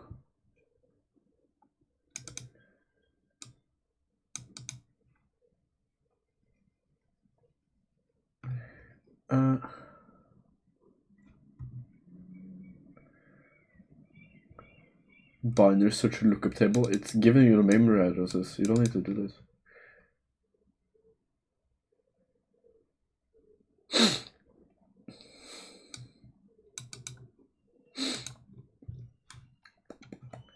Abort temp. Why did you do that here?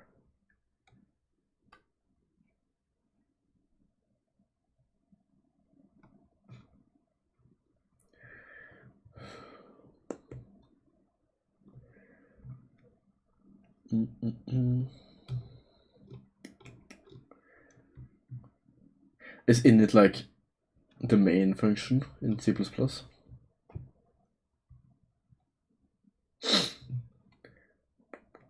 TC packet, call junction packet.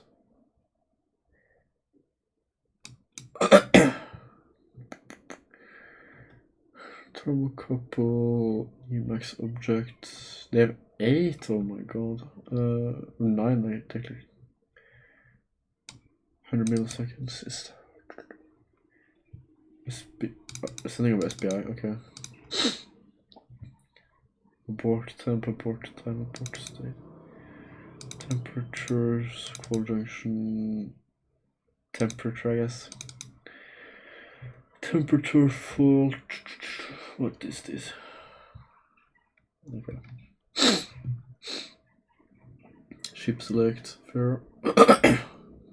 SPI.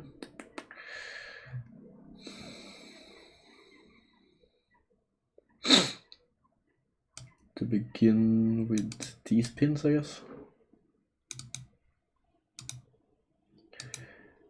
Begin transaction. Oh my god, this is so much better. We need C++, oh my god.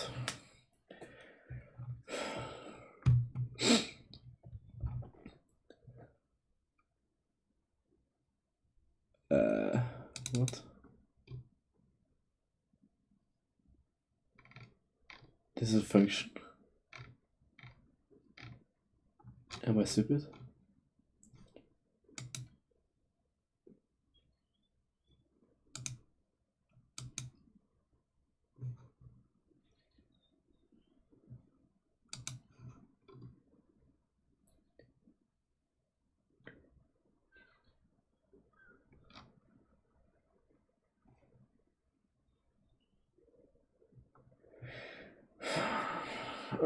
Where were we?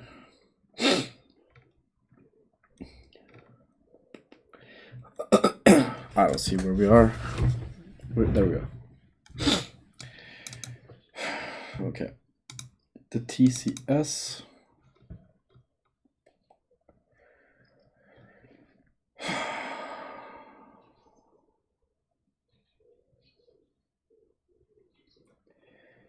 Is an max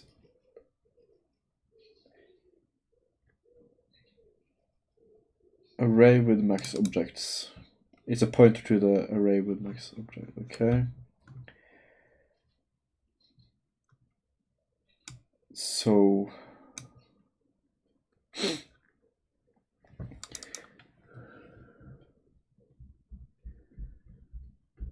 then we loop over them.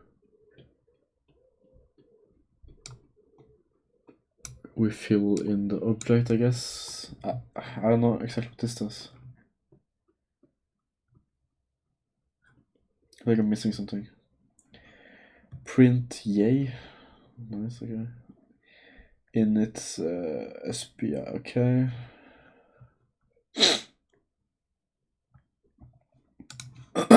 It's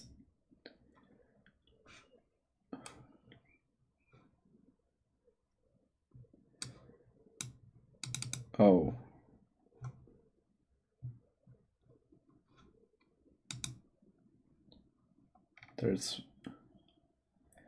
That's what it is.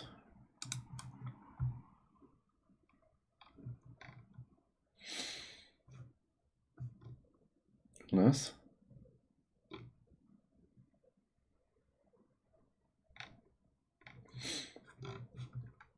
You can make it with SPI. Ship, sorry, okay. And the object has SPI ship. Okay.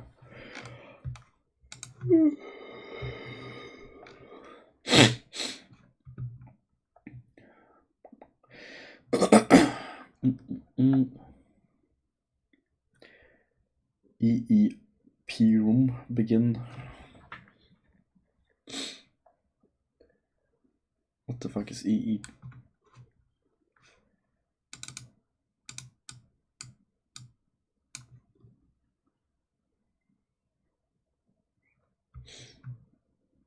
What the fuck is this? EEP. Bro, I need to clone this. I already said so much time.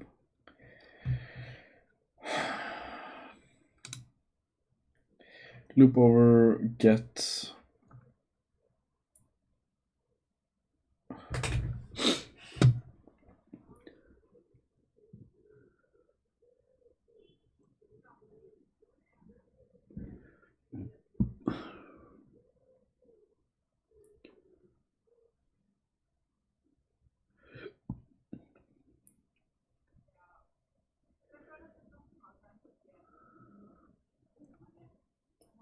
If it's not a number, abort temp is 300.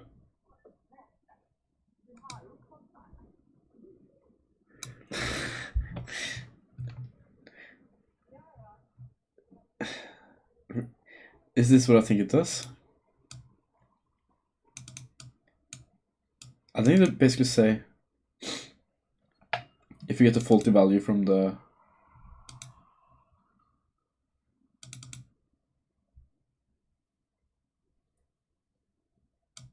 if you don't have an abort temp value defined. Defaults is 300. Okay, never mind. I misunderstood. Okay.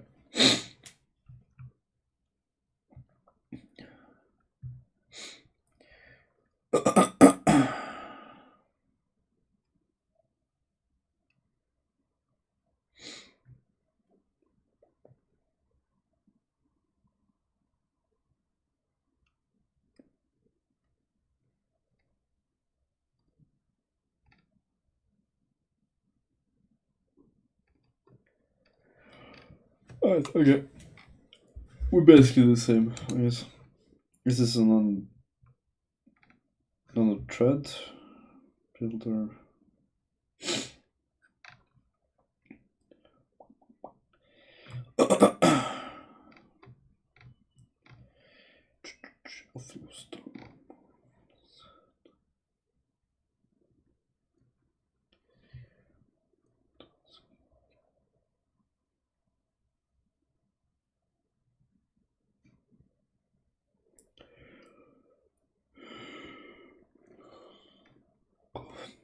Cool. That was actually pretty cool. It seems like here's the thing, the max 5.6 or 6.5 I mean. It's a lot easier. I swear to God, it is a lot easier.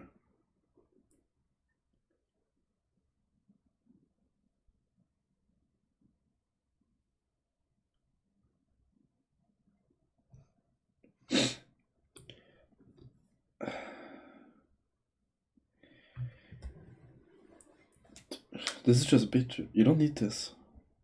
Wait, what? What are they doing?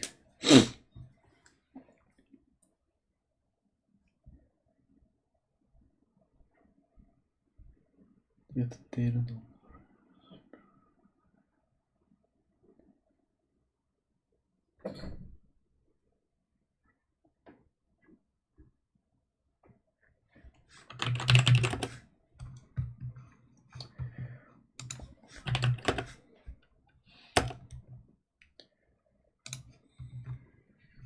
Or 5.6. It was 5.6.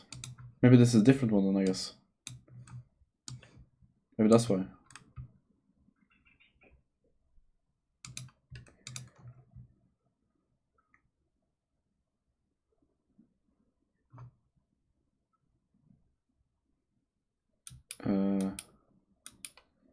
Oh, never mind. I was thinking about the 5.5. Oh, so they are using the easy one, and we're using the difficult one. Oh, wait, what? What? Wait, what?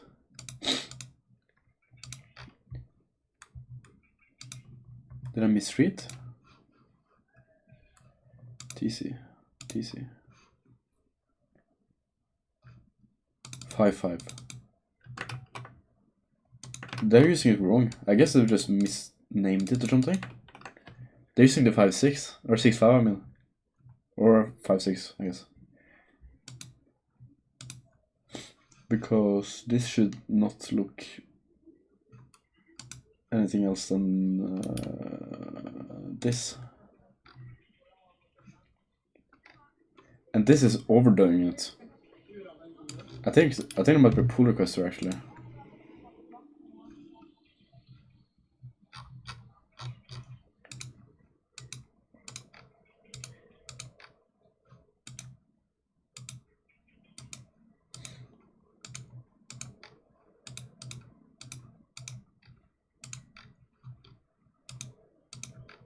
Is there a better way to go quickly to the comment?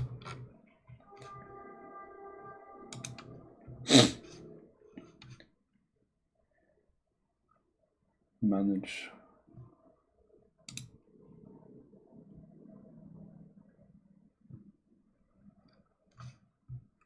Yes, this one.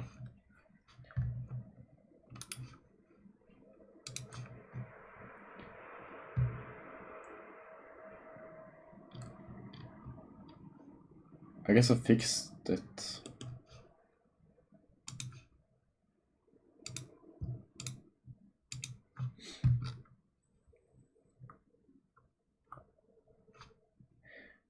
Initialized.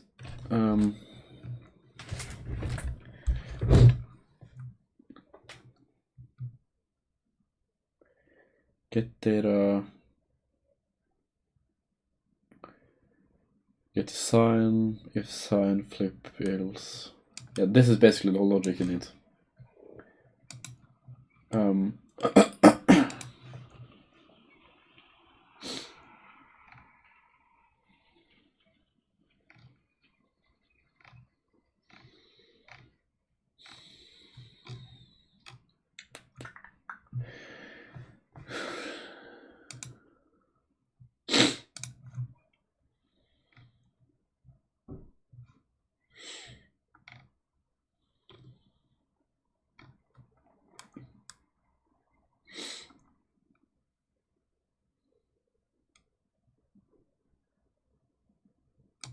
Oh no, okay, they did it correctly. Okay, never mind.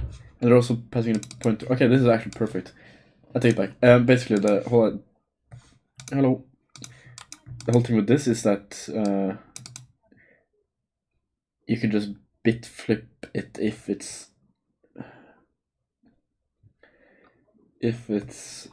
a negative sign or negative bit. You just bit flip the whole thing, I think.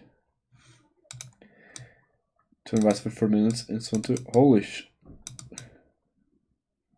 Holy shit, okay. Bro is becoming strong. Let's go. Det er bra. Pass kudos. Okay. Oh fuck. Chic intermission.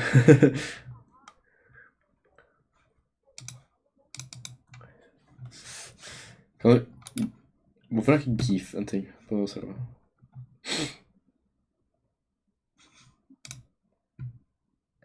Apt dimension. Kan du gjøre sånn her?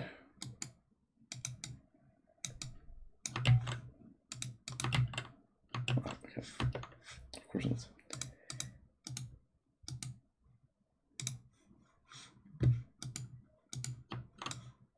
Edit image? What the fuck?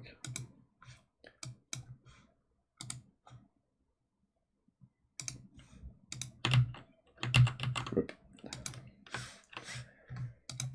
You get no meme. Good shit though, good shit.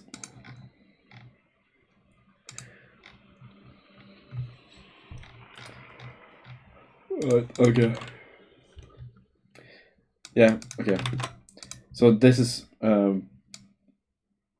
yeah, oh yeah, no slip.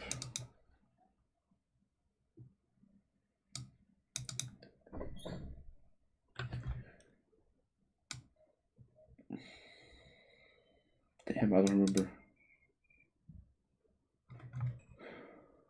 But basically this is the correct way of doing it.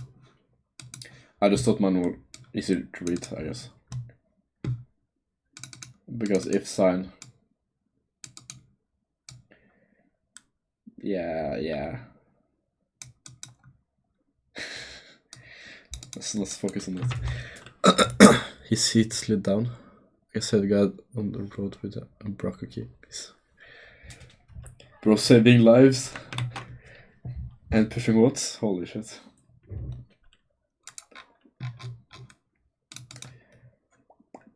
I'm falling. Is this C-Make?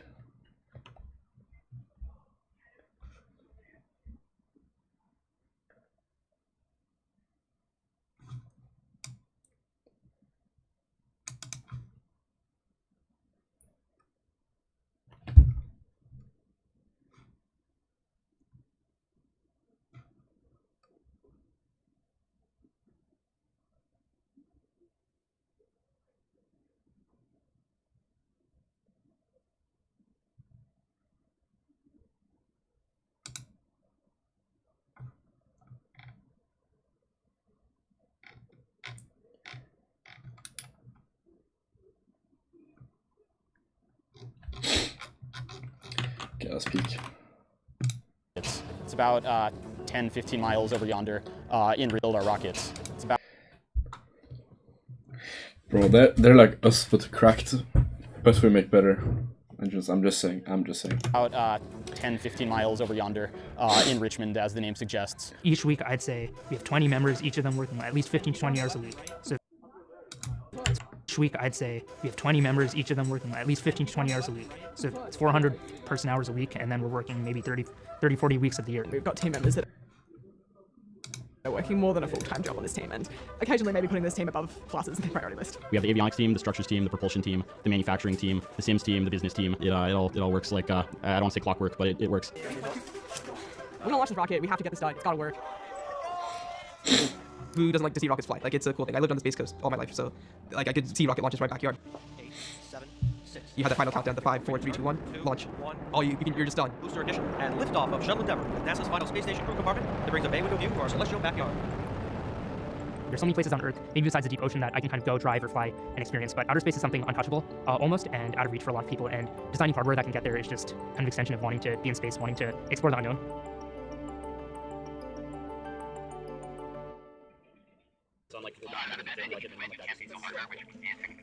Eureka 2 is a development rocket on the way to reaching our goal to get to space. That rocket's 20 feet tall, so you can get the scale of things. It's a progression.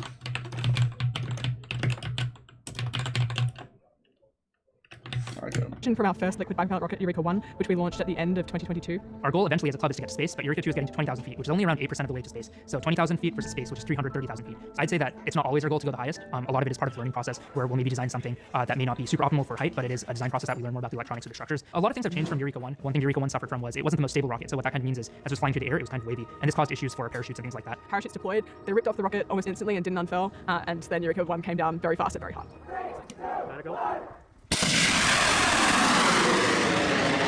If you don't have a rocket coming down one piece, it's typically not considered a success. There's a nose cone. Oh no, the main valves. Engine. Oh, that's the half of the radial board. So for Eureka 2, we were much more aggressive with our testing campaign. We developed a whole solid rocket campaign called the Very Low Altitude Demonstrator, or VLAD, where we had a one-to-one transfer of the recovery system that was going to be on Eureka 2 and flew it on a solid demonstrator.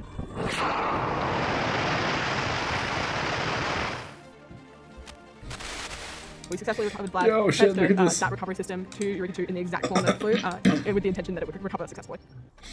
There's so many things that can go wrong. There's thousands of parts on the vehicle, and now stepping into this role as chief engineer since January, it's been pretty nerve-wracking. Propellant tanks, pressure tank. In between is all the plumbing. Avionics bay, Sonic regulators. Avionics. Also, wait. Is this team and also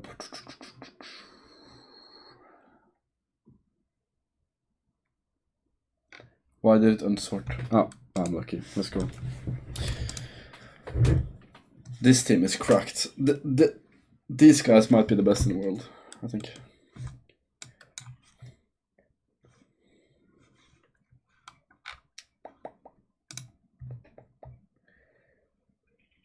Why the fuck want to link to a website here?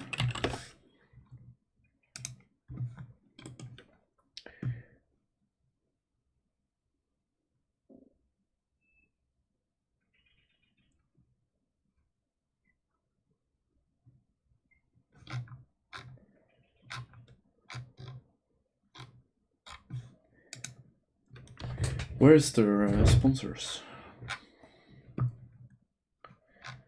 Is it like project specific sponsors?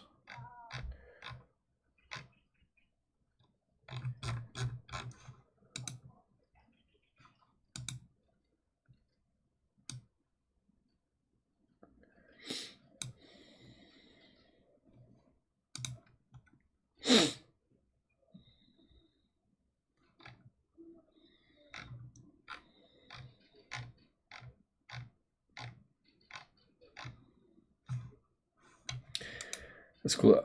No, that was going on at Berkeley. Wait, is this Berkeley or is this Berkeley? Yeah, this is Berkeley. Okay, yeah.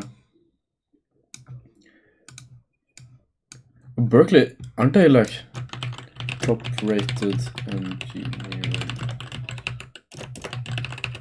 I'm guessing 6th in the world. No, never mind. That's top ranked.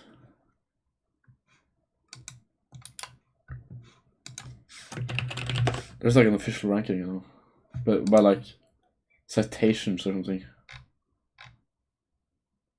Yeah, I think this is it. Yeah, Berkeley number 3, I guess. Yeah, Stanford. Yeah, this is. Yeah, I remember China here. So basically 56, I think it's my school. No, apparently not. 65 maybe.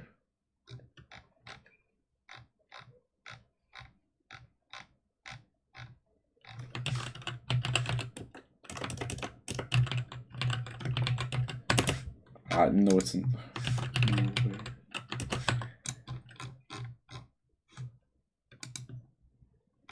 Branch optional overall, I guess.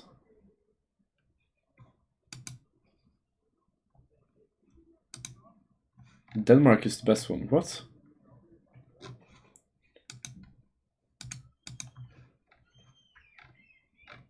Maybe there was a specific engineering?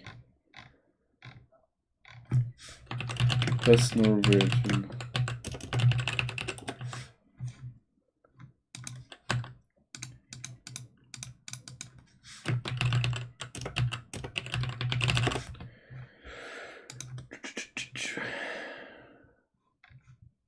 For the 6?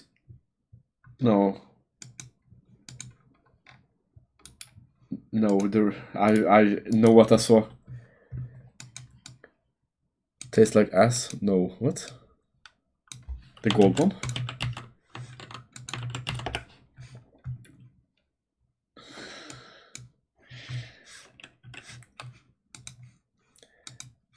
The gold one's not that bad. What do you mean? My school medalist, let's go. No, okay, but seriously, my school is not that bad. Wait, what? There was a ranking here. I need to find the ranking. No, this is not correct. Mechanical. Maybe it was a specific part of the engineering or something. It ranked well in. The gold one tastes dog shit. I don't know how or why. It's just too much protein, I guess.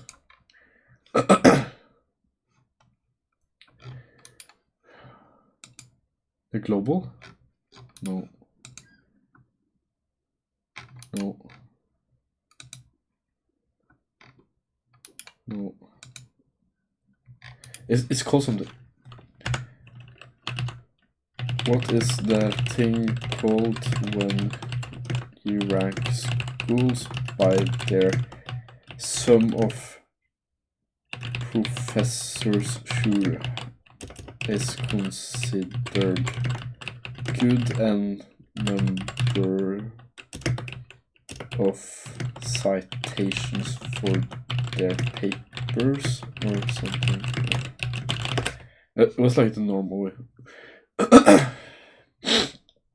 Yeah, let's see. It's called something.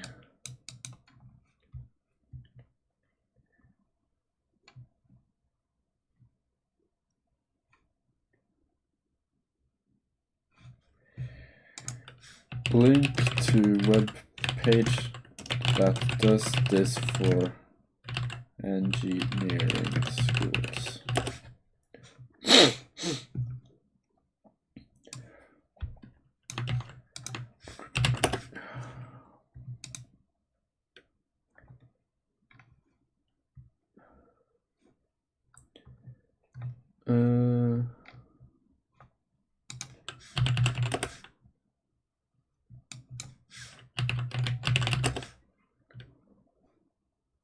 One 34? No.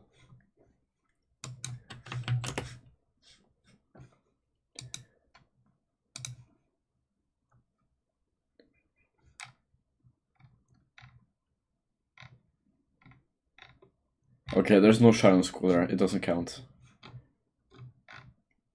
I know for a fact there. Okay, maybe there is. Never mind.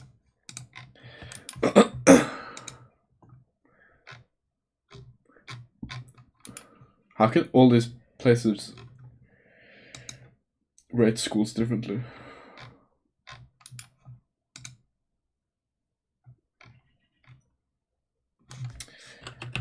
Best engineering school. No. I feel like I used this thing, but who applied physics? Oh, never mind. Is it?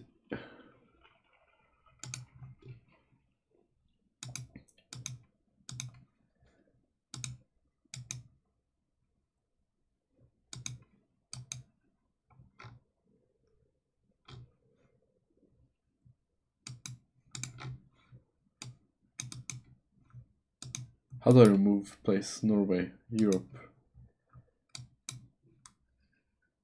Physics. How bad is it? Can't be that bad, right? 66 in Europe.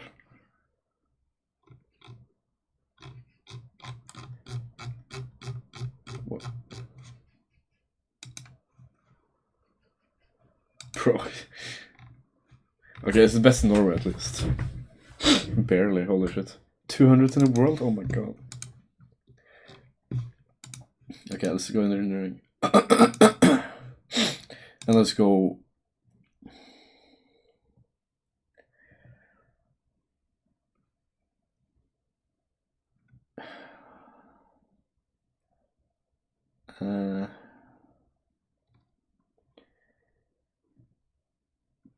Marine. There's no fucking way. And then, oh wait, what? Best universities for physics. Oh. Best engineering.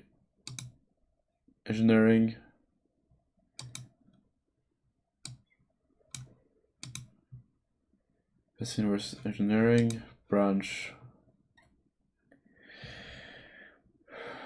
Marine. Go. Hey, let's go. Best in the world, baby.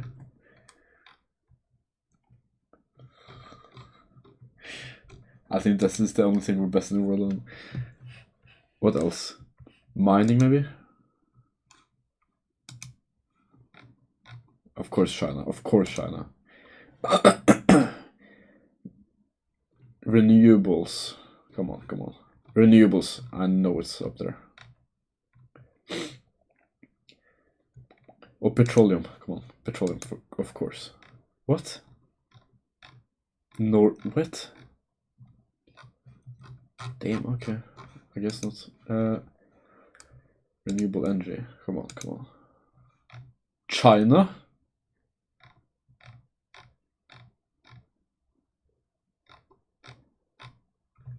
Number 7. Let's go. Oh, Europe. 18 in the world. Nano. I know we have like a nano thing here.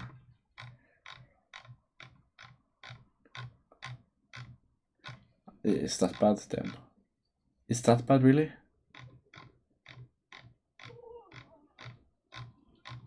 Is that bad? Oh no.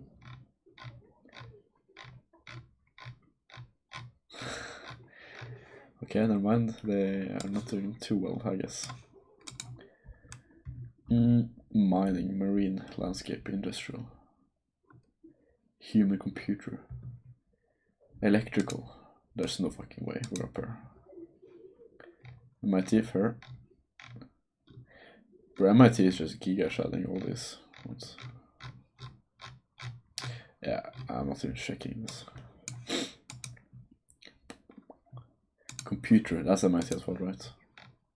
Stanford, oh, okay.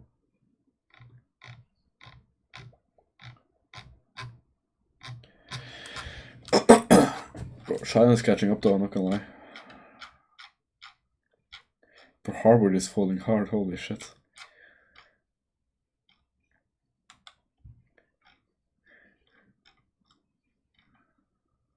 Wasn't Bill Gates Harvard?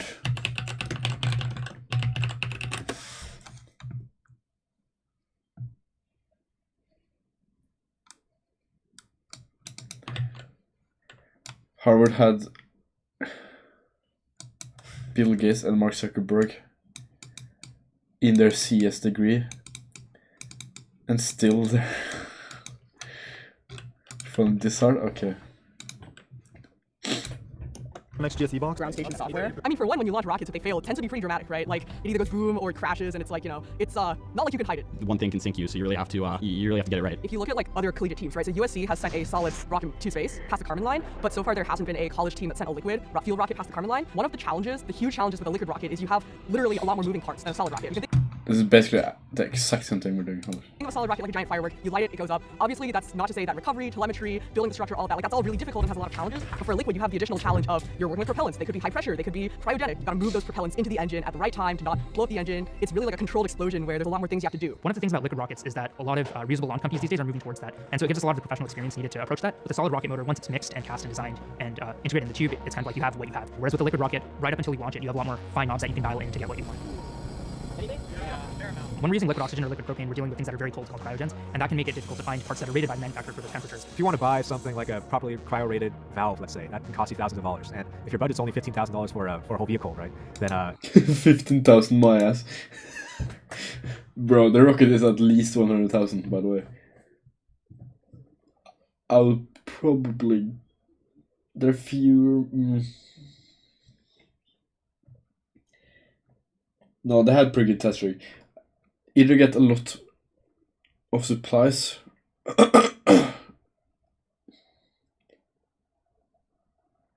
Yeah, we don't have a big budget either. Our rocket is about $250,000. And we have less supplies. Look at the test site, for example. I guess it could be member supplied. Like, if they get a lot of parts for free from sponsors, I guess. That helps a lot. But just... Okay. A properly cryo-rated valve, let's say, that can cost you thousands of dollars. And if your budget's only $15,000 for a whole vehicle, right? Oh, 15,000. Oh, wait, never mind. Okay, I guessed correctly, I guess. Never mind. I take it back. But yeah, just one test. Just this thing. 4, 3, 2, 1. Igniter. Smoke. Just in gases, they paid probably... Just for this, $600 maybe? And they probably have many tests going. So, probably like about $5,000 for all this testing. Cost you thousands of dollars. And if your budget's only $15,000 for a whole vehicle, right? Then, $15,000, your whole pocket's gone. But one of the things is we have a strong engineering background. We know kind of what materials will work at these temperatures, how they react, how they change in strength, or how they change in performance or friction properties and things like that. So we're able to choose components with the right materials, with the right ratings, so that when they are exposed to these temperatures outside the manufacturer's guidelines, they are acceptable to use and will continue to function. So I'd say a lot of our valves are not actually rated for the temperatures we put them through, but they perform flawlessly, they don't leak, they're great. Today is supposed to be the acceptance testing cold flow for Eureka 2. So this is the first real chance that we had to test the entire thing integrated in one piece. So the cold flow procedures aims to replicate what we'd actually do on the launch pad when we launch the rocket. Once we've done checkouts, we go into fill procedures. So we start filling the rocket with high pressure gas. Tank pressure rising, 200 watts, 180 fuel. That step is kind of the most dangerous step because if something goes wrong, we would blow up our tank. If we are unable to get the rocket fully integrated in a short time frame so we can launch it, we're not ready to go to the desert. Tanks are pressurized, we're at 480 psi oxygen, 70 psi in the fuel tank, high pressure is at 1500 psi. We're going to begin the repressurization procedure. Now we have you set the lights to allow the cartoon to pop off. We're looking at data rates, we're looking at valve actuator positions to make sure that valves are open or closed as they should be. High pressure is at 4360. We're not going to reflex 5, 4, 3, 2, 1. Right. 4, 3. That's pretty clean. Minecraft, let's go.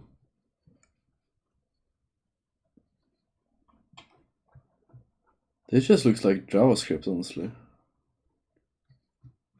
3, 2, 1. Creeper,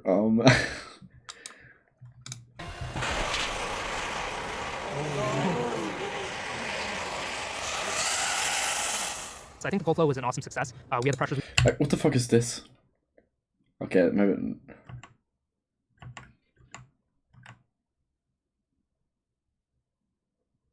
Okay, there's a pretty clean. Never mind. This is nice. Okay. We're looking at data rates, we're looking at valve actuator positions to make sure that valve.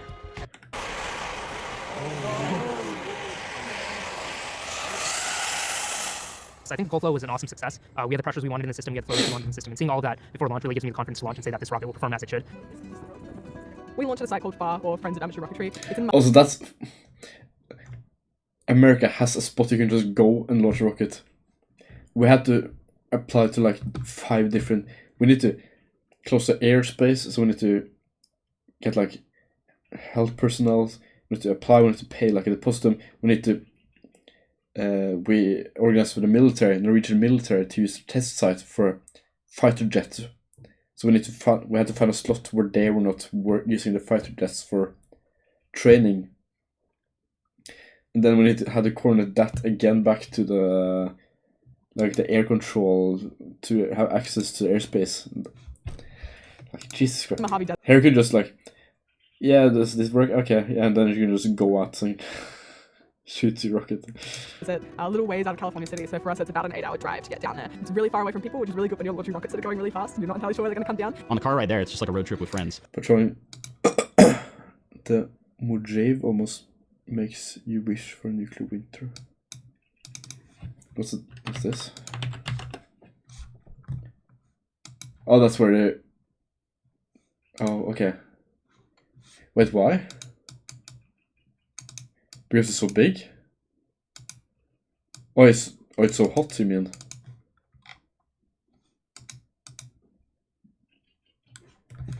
Bro.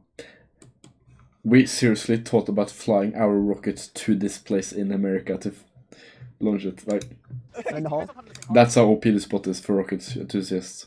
Full game quote reference. Okay. Like, this spot is so OP that we seriously considered bringing like a highly tech, like flying after rockets to America just. Okay. Just like a road trip with friends. In the hall? Yeah, we came in the same call. Oh. Wait, Civ 6, start with Civ 6. So yeah, the rocket, essentially, we break it up and we pop it into U-Haul.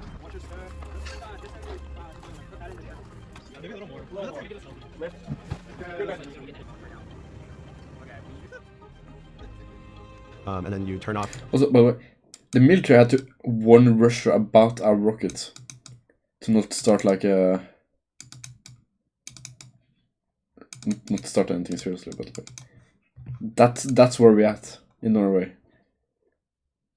We're playing on hardcore mode, I feel like. Into this road, and it looks like it's going nowhere. It's really like kind of a Martian landscape. Where? So I'm working really hard with Cloud Mesa, especially to make sure that everything's going according to plan. Mostly gathering up like monitors and Ethernet switches and stuff like that. We're just doing leak checks, because if you can see a leak at 70 psi, imagine that at 4,000 psi. When we got here, we took Yape, we powered it on. We were able to get a GPS fix in 4 minutes. Alright, a little bit more in the back. Bro, we basically have the exact same rocket. Wait, what did they burn? Did you say?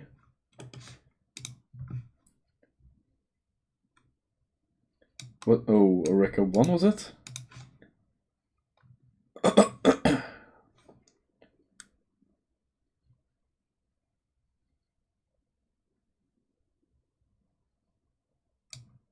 Eureka 2, okay.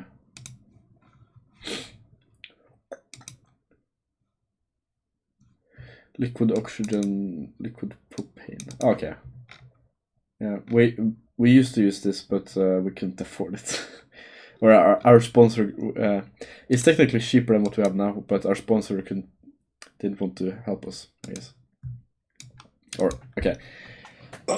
Liquid oxygen is, no, wait, what? LOX methane. Yeah, we're using Liskas, huh?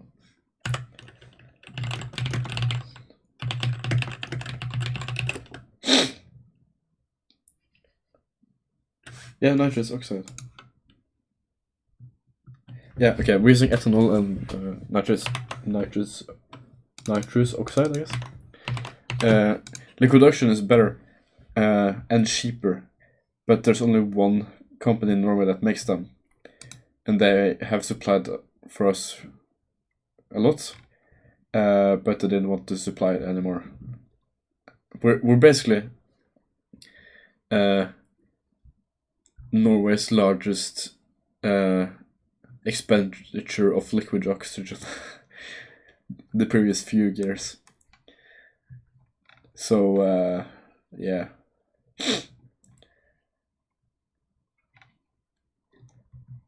So technically this is cheaper, I guess, then. So maybe the testing wasn't $5,000. It could have been like closer to, I guess, actually quite a lot cheaper, maybe $1,000.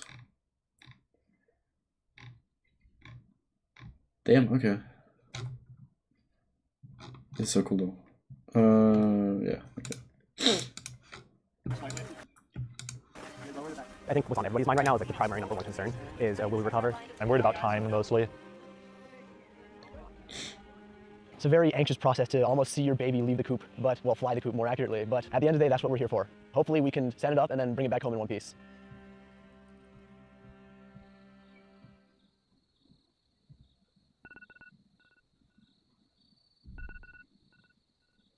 It's very early. It's currently 6:13. It's freezing, but I think the warmth of knowing that the rocket's going to launch today is keeping me going. Dude, that's BS. You're cold. You're cold. cold. Dude, that's not a good sign if that's true. Sounds good. And then you were to head to the radio dashboard and help it get situated too. Yeah, sounds good. Tell me when you guys are ready and we can start powering the vehicle. Wait, the valves are outside of the rocket? No way. Like it's fine. It doesn't hurt, but like.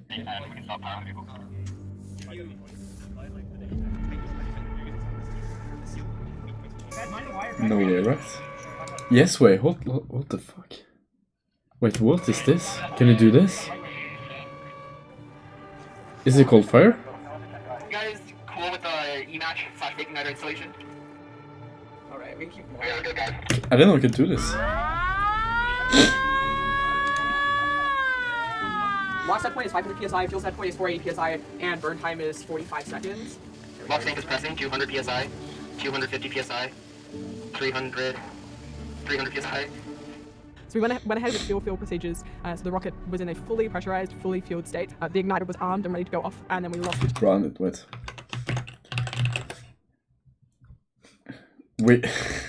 Our rocket is a bit dog shit, so we sort of had to add the igniter on after the rest of the rocket. Wait, I'll try to find a meme. Come on.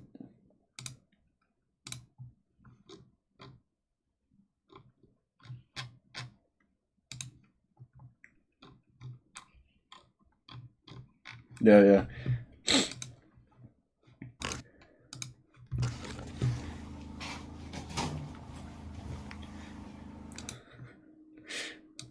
Basically, this right there is a fully loaded rocket with 8,000 newtons of thrust. This will instantly kill you if it decides to go off, and anyone near. Just standing here, even though the rocket will work perfectly, will melt you from the heat. The rocket is cooled by like negative, I don't even know, 0 degrees. Like it's actually, I think actually 0 Kelvin basically. And it's still, wait, yeah? No, is it? No, it's not. I take it back. Wait, what was it?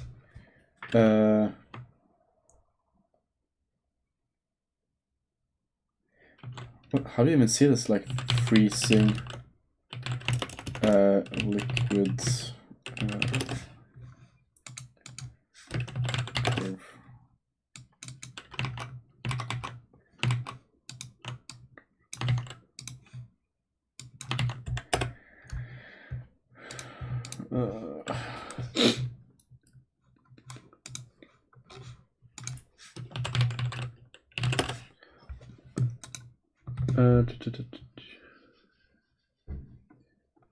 Pressure. Okay, I don't know how to read this stuff yet.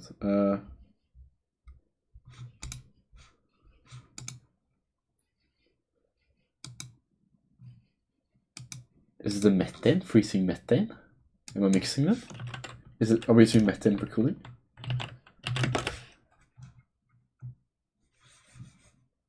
What the fuck is this type of graph called? This thing? No, this thing. Thermodynamic. Okay. Methane. Thermodynamic properties graph. Oh, what? Simplified.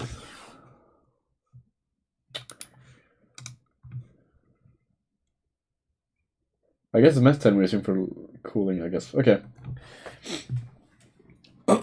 So about -2, now 180, I guess. But it's under pressure though.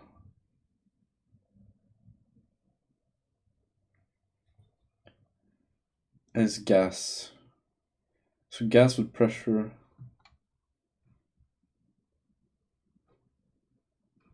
Okay, so I don't know how much pressure we have, but okay, I guess we're pushing towards -200 then. I don't know if this is Celsius or what. I should probably learn this stuff. It's relevant for...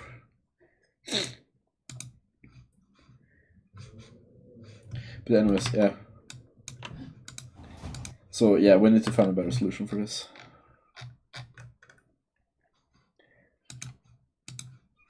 Okay, anyways, look at this.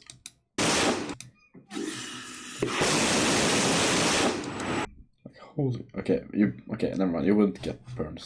I take it back. But still, this doesn't even look that bad. Like, it's insane, this force. This force isn't enough if you put it down. Not to lift. It wouldn't be able...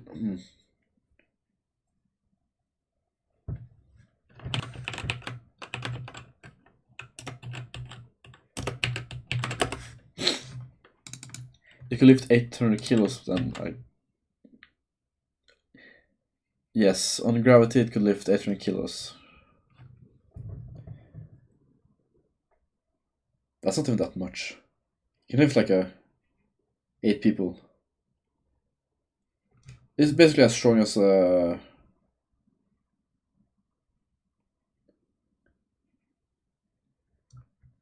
elevator, I guess.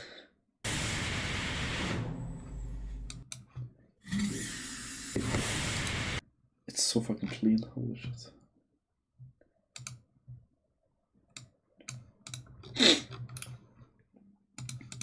GPS fix. Just having very suddenly. Okay, so we related to live video shorts. Not having GPS is safe, but it really causes us issues down the line in knowing where the rocket is. That's its main functionality. We're going to fly because at this point, you know, we can't recycle until we went ahead and we launched. So it's attach trackers and line of sight. Dashboard igniter key has been armed, and igniter and breakwire continuity has been confirmed. We are good to begin. I don't know, I was like simultaneously trying to make sure all the pressures were good, everything was good. I was simultaneously trying to come up with something cool to say, which I didn't pull off. I kind of stuttered. Okay guys, Berkeley, blue skies and bright stars. Let's go for this. 5, 4, 3, 2, 1.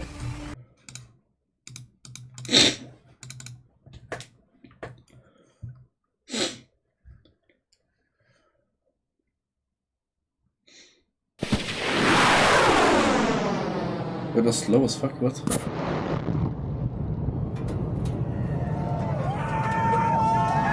I guess that was quicker.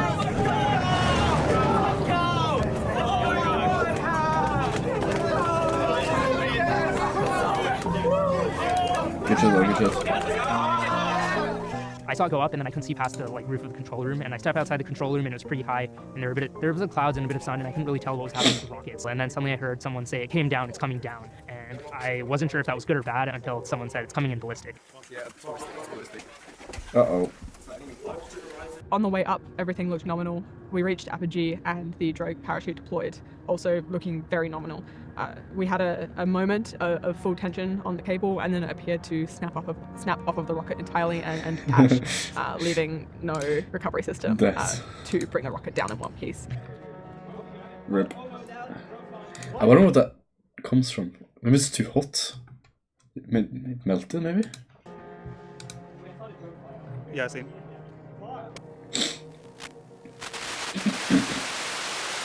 Oh, that's quick as fuck as well. Holy shit. Yeah, same. Look at the speed it goes.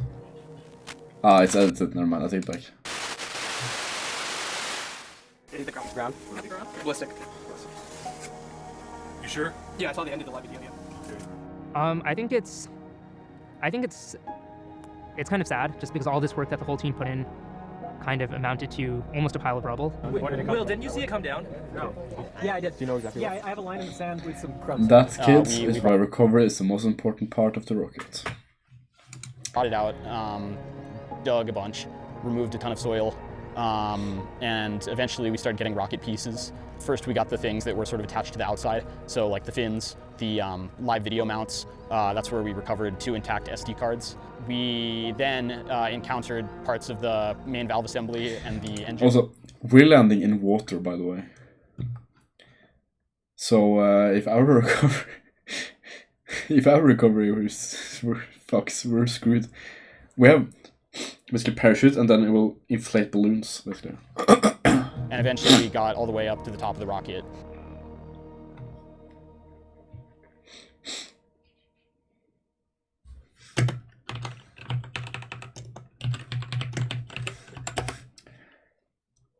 Yeah, we can beat that,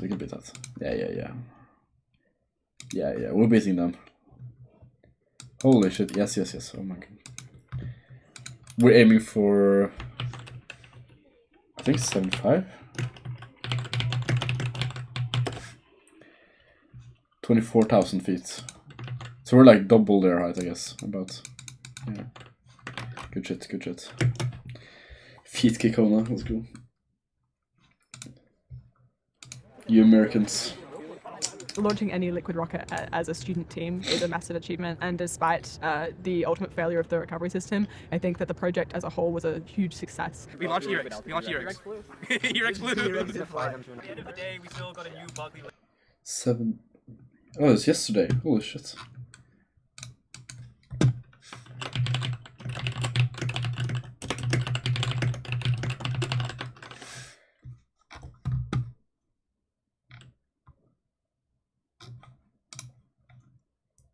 I wonder if I know. Wait, let's see. Can we stalk their team?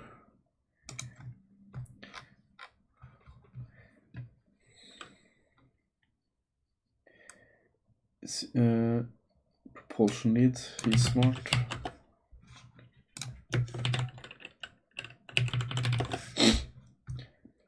I don't think that's correct. Okay. That's correct.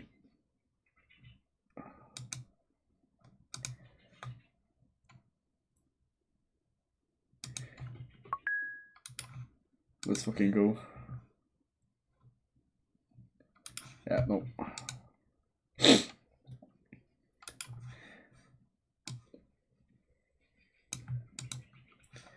These are stocks, okay? Safety officer. Avionics leads. Okay, he's smart.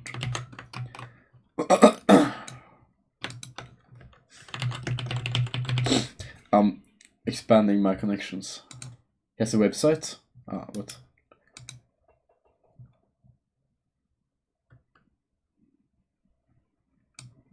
Oh.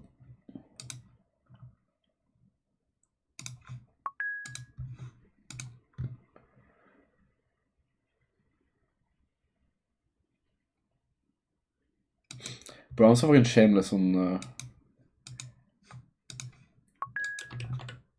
LinkedIn, holy shit. Manufacturing propulsion lead. I guess. I was hoping someone would have Twitter though. A propulsion lead Twitter, of course.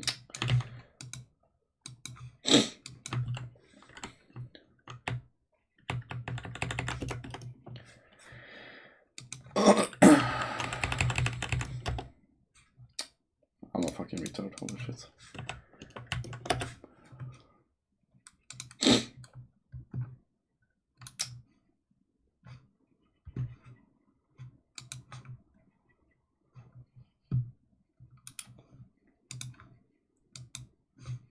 I guess not.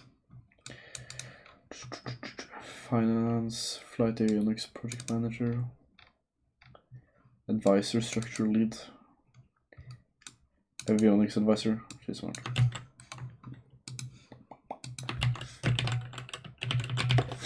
No Twitter though. Oh, Twitter. Yeah, I don't know. I don't know.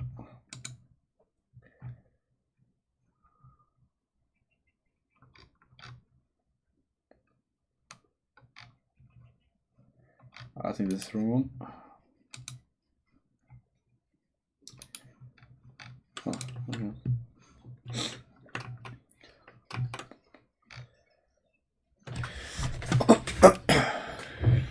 Oh, the roles. Oh, the link to LinkedIn. Ah, okay.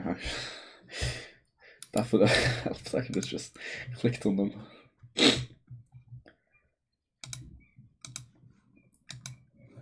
Bro, they're gonna get to the office and be like, oh, what? Who's this guy? His friend and all of us.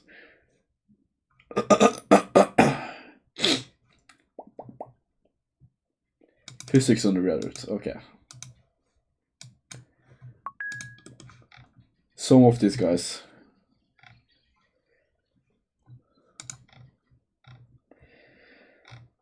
Yeah, okay, that's good. They're probably stocked. Liquid altitude rack. Hell yeah! And let's just say, for the record, avionics did its job.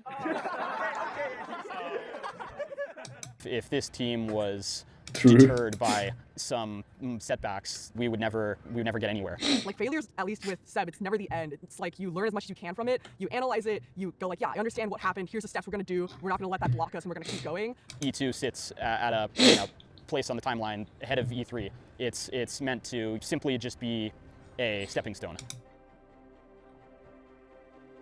Eureka 3 is our up-and-coming project. It's going to be our space shot rocket. We're finally going to be trying to achieve the club's main goal to hit space and go beyond the Kármán line, which is 100 kilometers straight up. One of the things that will be really different from Eureka 1 and 2 is that the rocket's going to be going much faster off the rail. Pretty quickly, it'll be faster than speed of sound, and then you won't be able to hear it anymore. It'll be an awesome thing to realize. Where we're going with our rockets is barely space, to be clear. It's like if, space is a massive ocean, we're just like touching the part of the sand that gets kind of moist, right? But they're going faster. Are they making a bigger engine? Why? Wait, what? It's still nice to be at the beach, I guess, for going with that analogy. We've done a lot of tests. Like the problem, right?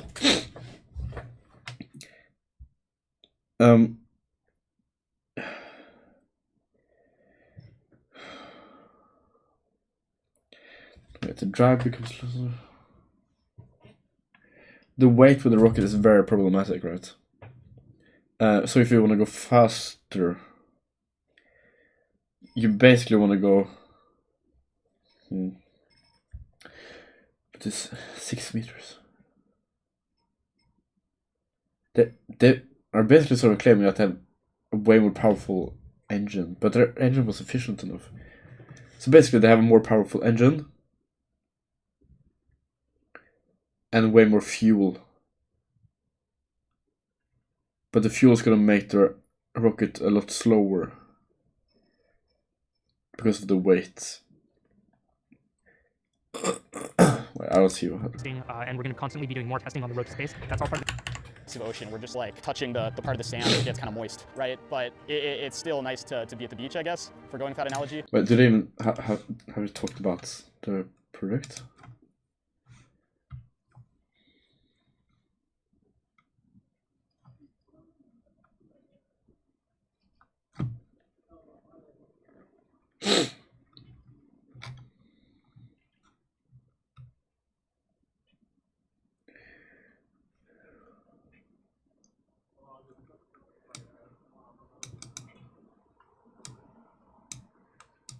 Okay, this is more or less.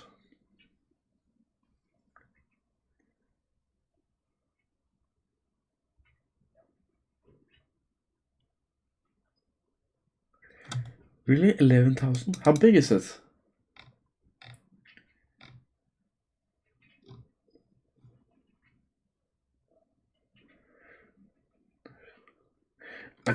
I'm guessing I think our engine's max is 10,000. But that's a max, so you won't push it. Maybe. I guess.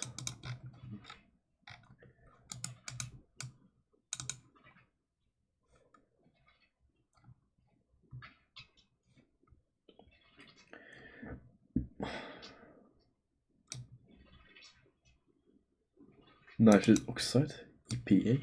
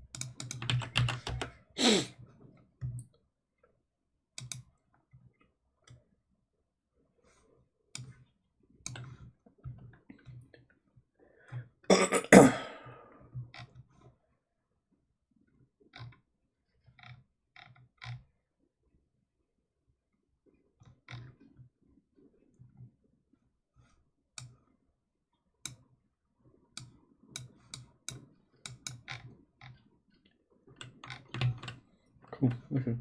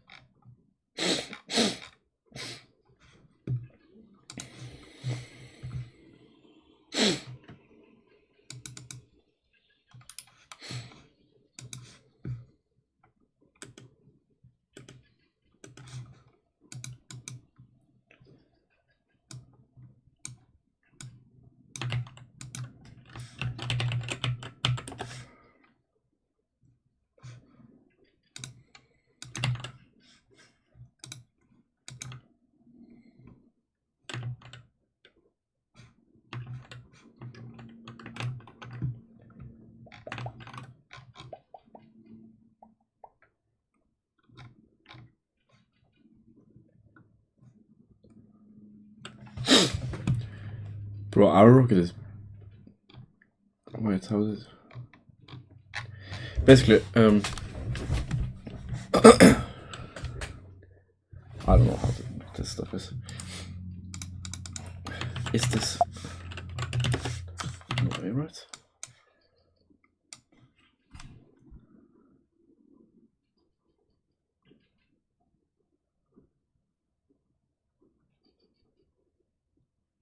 I'm not retarded, am I?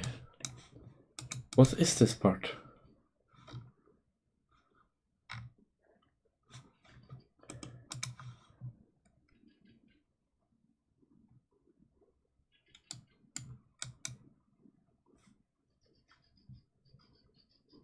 This is this part. Okay, this is where fuel comes in and then... Okay, never mind. Igniter. Do we get an inside preview of the engine? I guess not. The igniter looks nice though.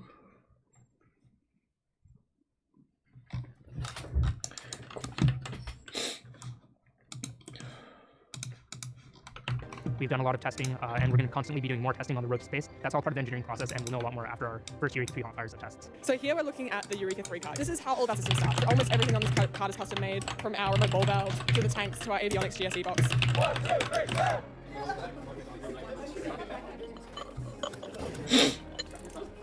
We're aiming for our regeneratively cooled engine today to hit about 8.5 kilonewtons. This is our first fire in December. It's beautiful. Yeah. Are we pretty much ready to go? Yeah, we're ready to go. We're literally next step, fill. We got one fire. Give it a sit in on the seat of the bunkers. 330 psi in the tank. We're here to do difficult things and to go somewhere that like fascinates us intellectually and just from a like pure curiosity perspective. In 10, internal count 9, 8, 7, 6, 5, 4, 3, 2, 1. Igniter. Smoke. Oh yeah. Oh god, that was clean as fuck. Holy shit.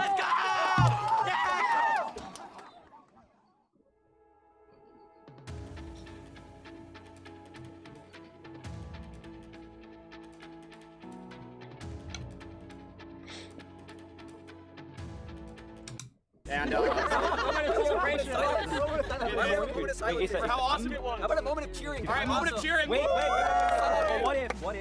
What if we did a 7v7 but no one hits me in the face? All right, let's do it. All right, ready, guys? Absolute cinema. Holy shit. 7, 3, 1, 2, 3, 7!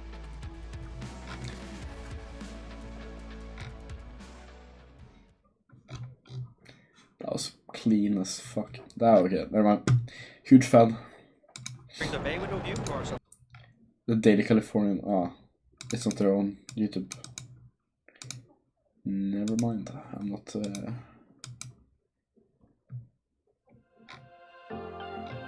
Yeah, let's not. Let's. All my life. Cool. That was very cool. So that when they are exposed to these temperatures outside the manufacturer's guide. But like seriously, there's no way for them to get to space with.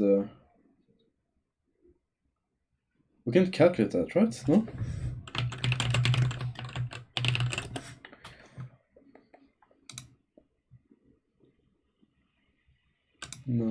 No.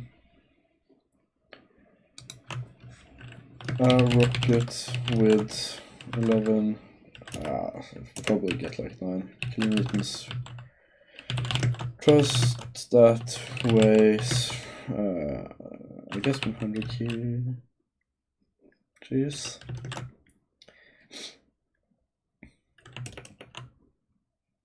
That has a weight of X.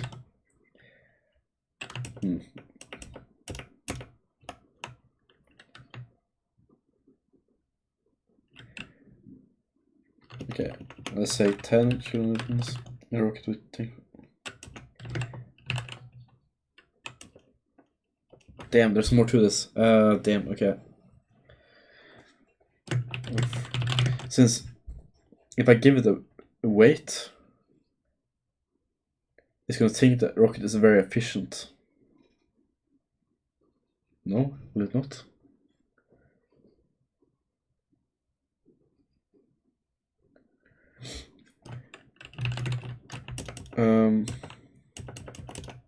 Given different weights, how long does it have to burn to reach? Oh, that's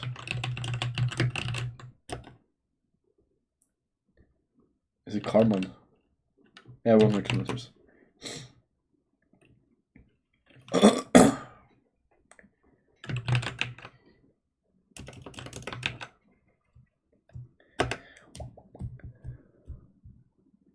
Since you basically see the weight will increase, making the thrust go down. No, I guess the acceleration will go down.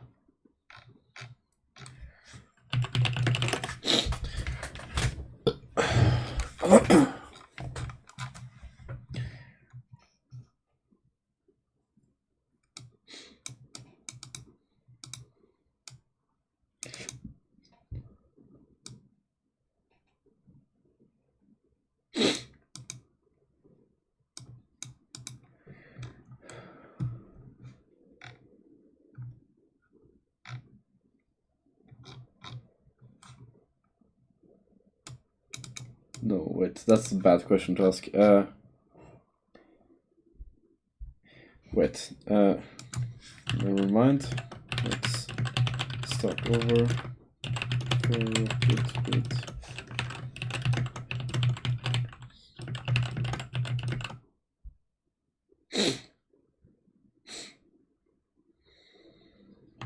How will you calculate this? Wait.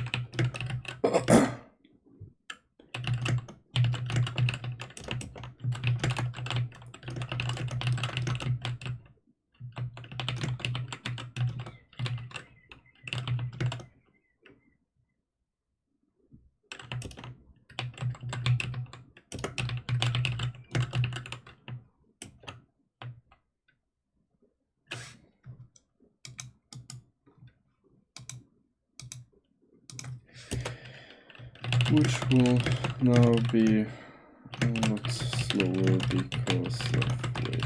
I don't know.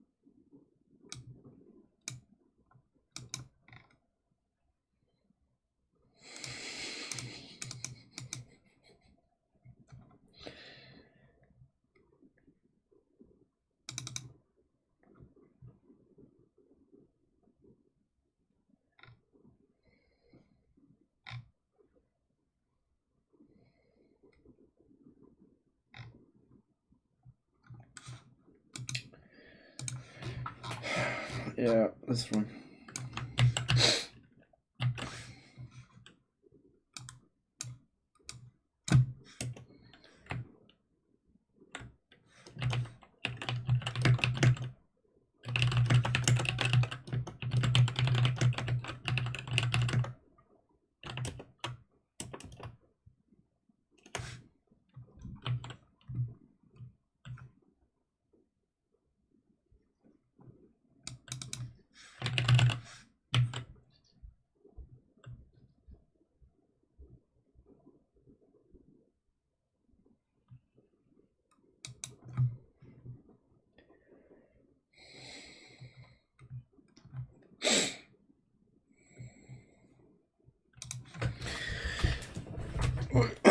It's gonna be basically it's gonna be something stupid like the rocket has to weigh 500 kilograms to reach space, but since you only have a 10 kilonewtons thrust, the rocket will only be accelerating in like 1 meters per second square after gravity, so it's gonna be like very slow. And then it's just gonna tip over basically. Like it's not gonna be able to burn for that long.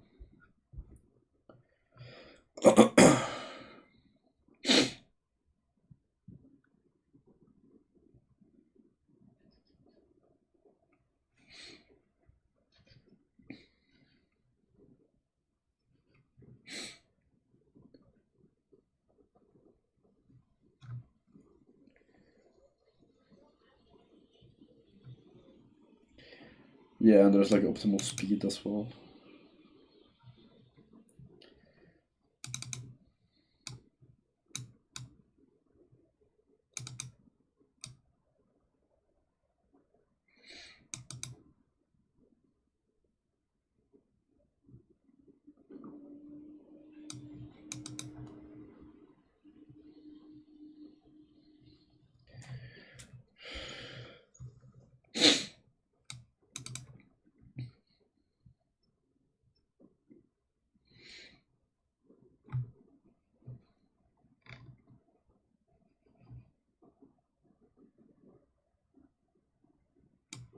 Holy shit, like.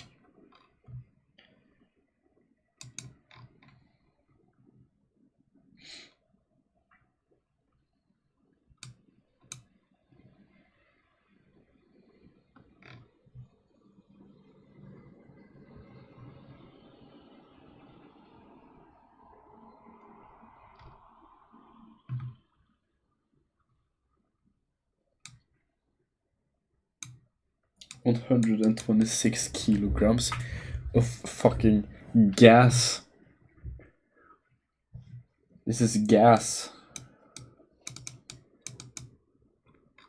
Okay, that wouldn't really matter because it pressurized. Never mind. That okay, that wasn't. Never mind. Take it back. It's still take. Okay. Yeah, maximum lift-off mass is a fucking ton.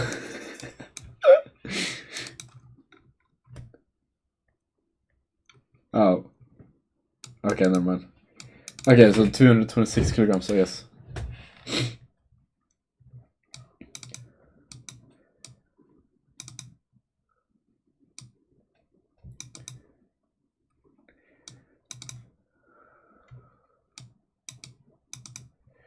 Just to weight, I guess. 4.5 is this. There's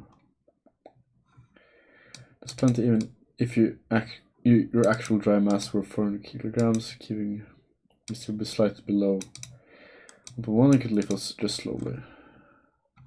This is 4.5 meters per second square. That's acceleration. Lift of 34. Really?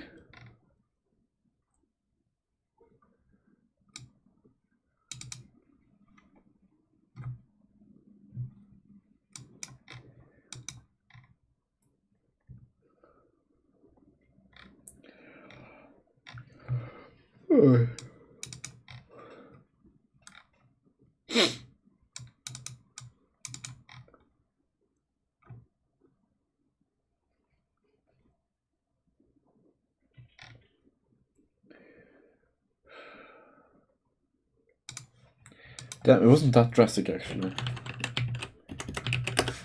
Well, how much does our rocket weigh?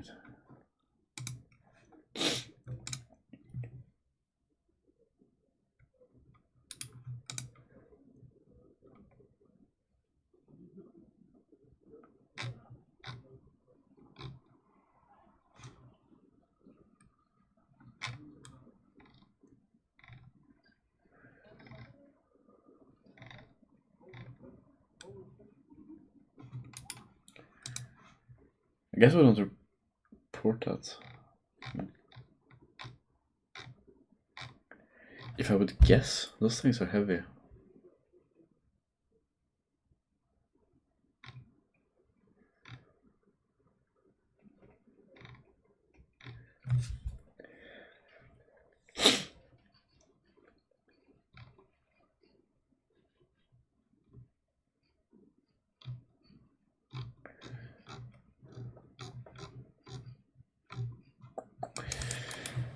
Oh, okay.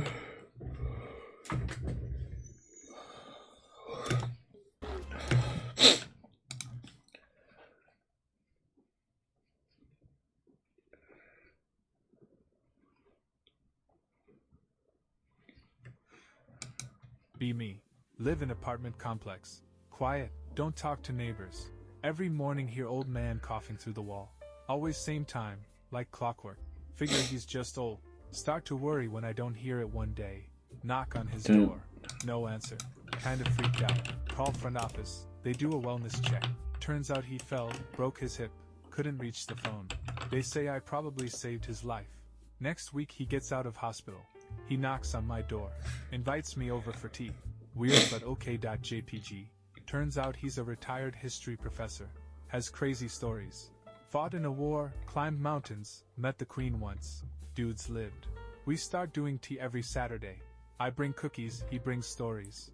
Starts calling me kid, even though I'm in my 20s. I call him professor. Kind of becomes a thing. Months go by. I help him with tech stuff. He teaches me chess. Like this weird adopted grandpa-grandkid situation. One day he gives me a worn-out book. This one changed my life when I was your age. It's got notes in the margins. Scribbles thoughts. Stuff he wrote when he first read it. Tells me, pass it on when it's your turn.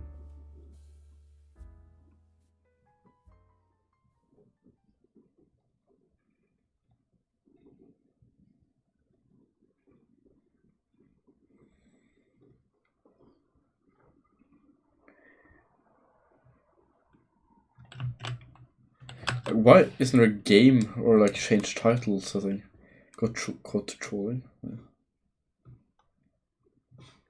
Emotes. Right, okay, let's go.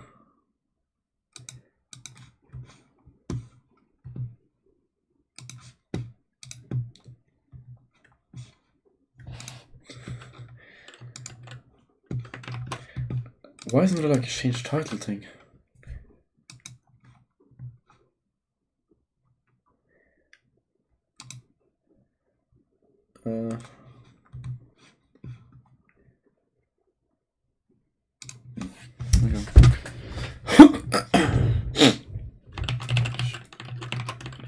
Change title.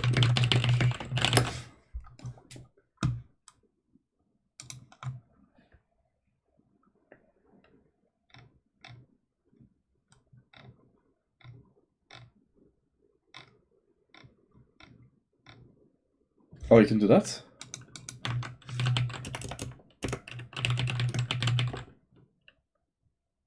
I think I was trolled.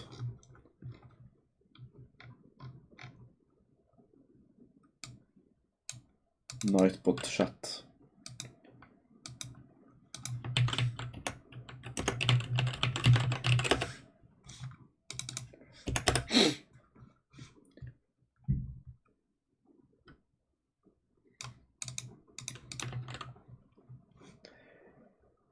With Nightbot, yeah.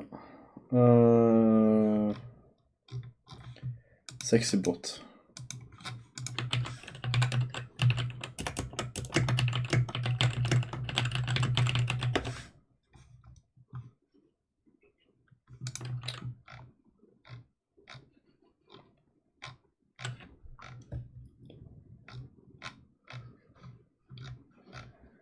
I guess it's not possible. Okay, never mind, I don't care.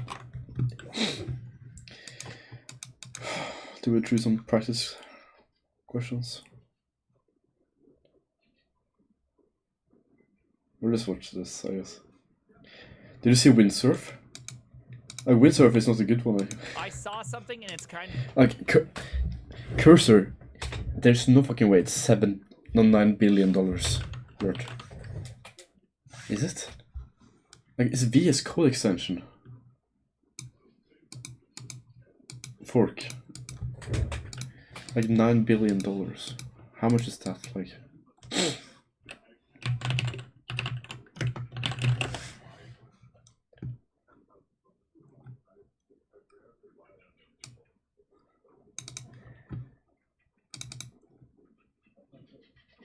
what's the second largest?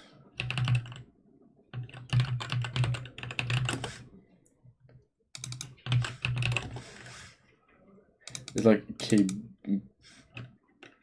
Cog.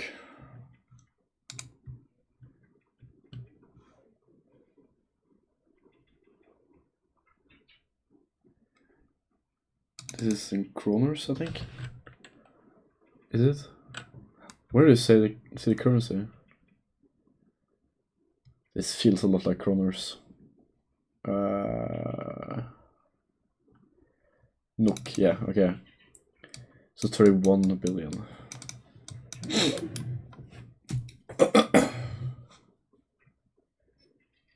Cursor 9 billion. Earnings 0. Free.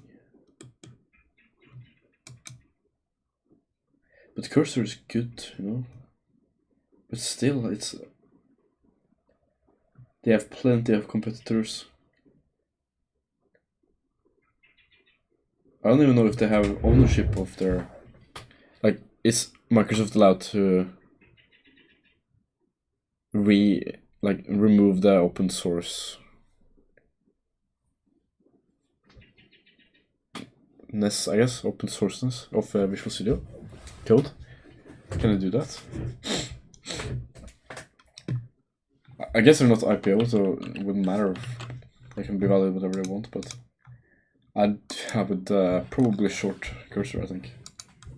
I don't know. It's kind of exciting. I kind of wanted to look at it. I kind of wanted to talk about it. Okay, I don't care. I think it's fairly simple. It's fairly... Aluminium. The groundwork. This is so cool as well. If this is like a close-up of the rocket. started in the UK. Yeah, in 2023. Look at this. Oh, this is just cold fire, I think. Oh, that's cool. I wonder if there's some reason for this.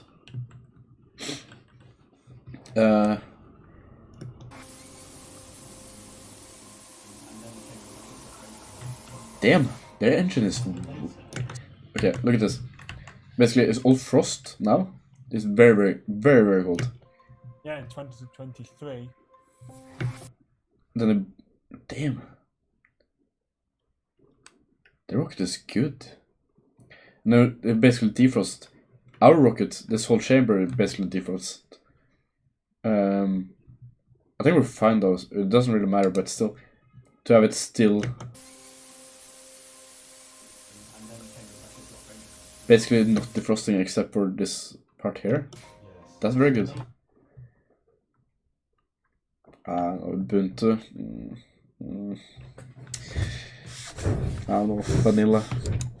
Sunfire 2 indeed failed during the burn, but overall it's a great... What are they graphing with? DAC view. success. But then we kind of absorbed the Sunfire engine series into our own thing, and then made Sunfire 3 in the first semester of this year. Bro, why does British people look like that?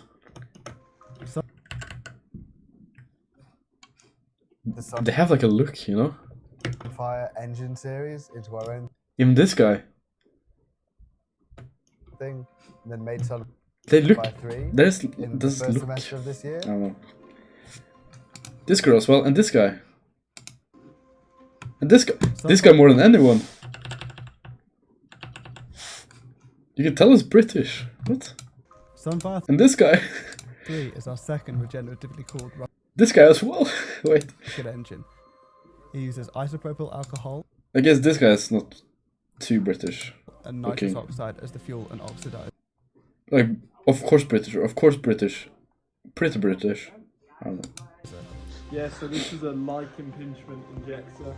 British. These outer holes are our IPA holes, and they impinge. The engine itself was the I don't know if you can see this. I wonder if I will have like a render for this. You basically have do a render of the propeller.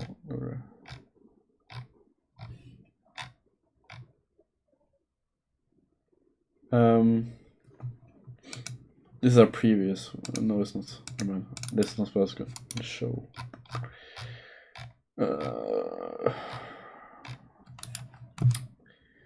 I have pictures? Okay, I'll draw. Basically, in the... Okay, so this is the engine, right?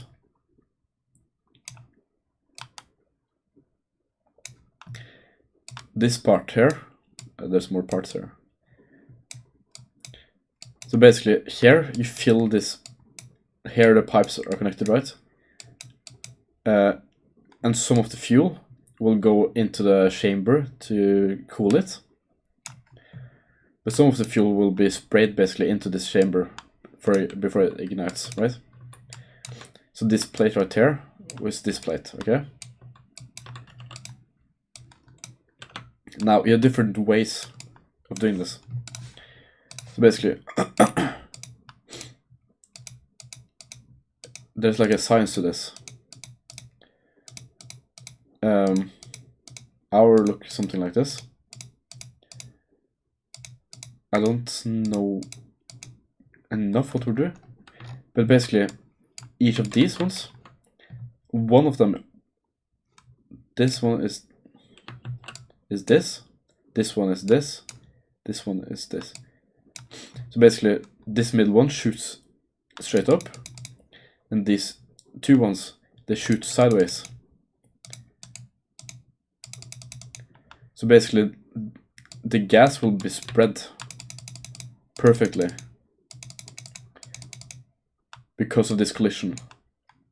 Right, you know, if you point two water, high pressure water streams on each other, they're gonna squash out basically. So basically, you can. There are many different designs for this. You can have two like this, So we basically have 2 and 2, I guess. Yeah, just don't care about that. So you have 2 and 2 like this, where these two just point at each other. So they will just shoot, assume at each other, and then spread out. And also for this rotation, you want to basically spread it in like, you want a good flow of the propellant as it's being like vaporized and then ignited. So that's what he's talking about here. We can see if we can get a close up of this. Holes there are IPA holes, they impinge. The engine itself was 3D printed out. Yeah, they used the 2 and 2. Aluminium, which is an uncommon material for additively manufactured engines. This allowed us to develop the engine quickly and cheaply in order to get it to the testing stage as fast as possible.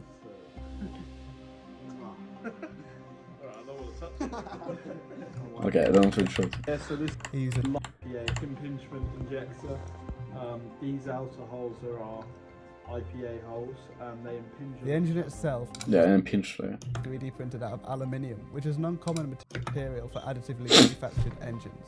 This allowed us to develop the engine quickly and cheaply in order to get it to the testing stage as fast as possible. Over the first semester of this year, we worked on Sunfire 3 and hot fired that March of this year. We booked it there airborne and did 3 hot fires of the engine. One, and just a 2-second burn just to check it was all good. Then a longer 5-second burn, and then we pushed the engine beyond its design point. Why?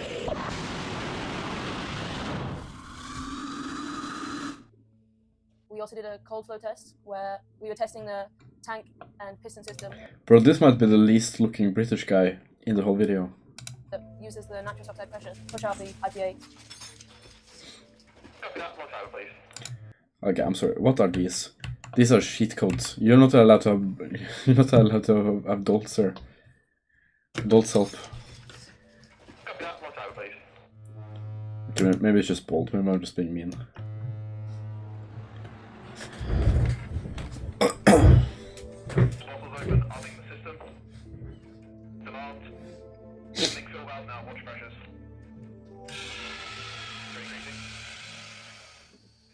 So the first time we did the cold flow, myself. A communication error? Yeah, a communication error of my brain and to my fingers meant that one of the valves was opened slightly early. By slightly early, it was about 30 seconds early.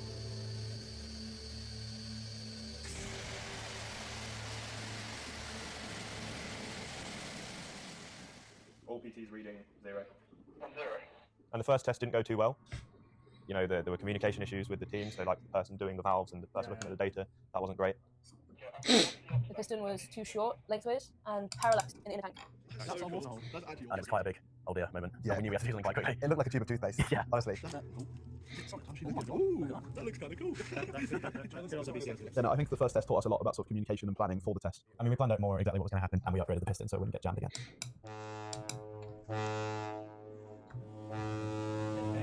Cool, all good. Right, going in 10, 9, 8, 7, 6, arming, 4, 3, 2, 1, go.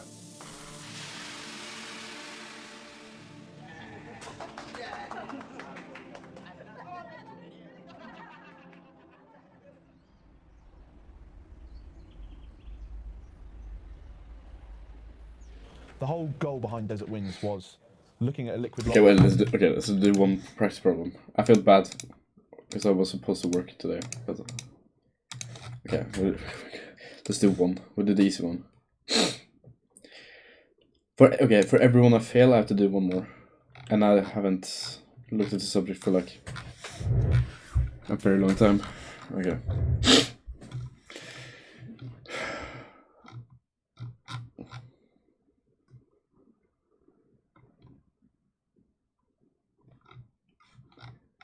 Okay. Consider electric field of the two conducting spheres.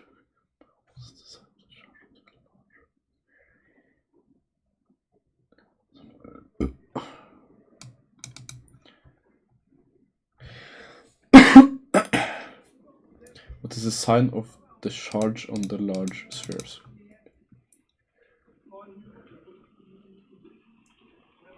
Plus and plus, no? No, wait, what?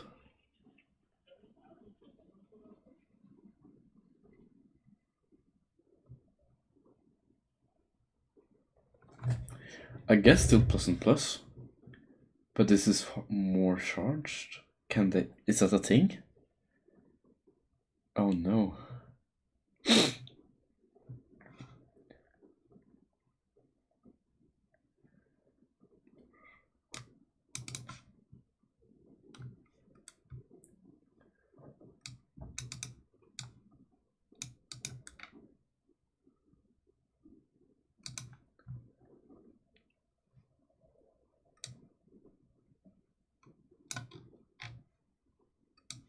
I'm guessing this and this. Yeah. Oh, fuck. Oh, you count the field lines. Okay, I got the first one correct though.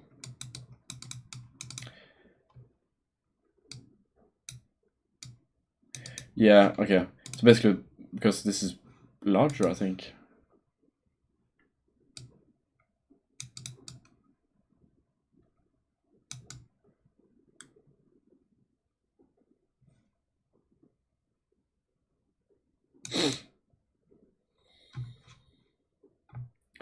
I guess this is just more positively charged then. Huh, okay.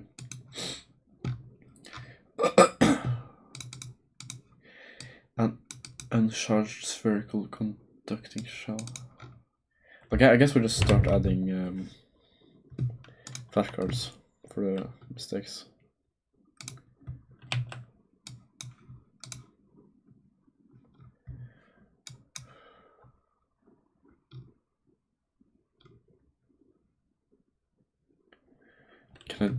Can I do this?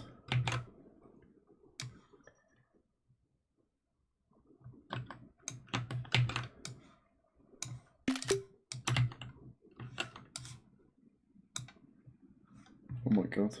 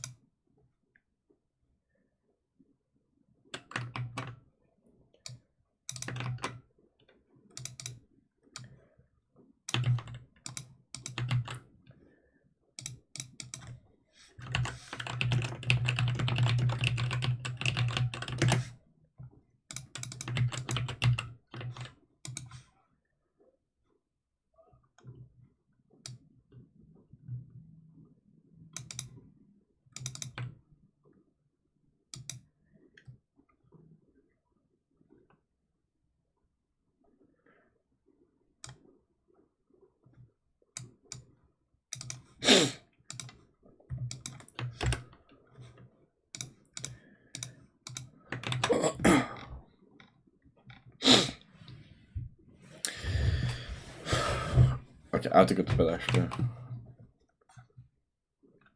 Good work though, good work, let's go. Alright, good night.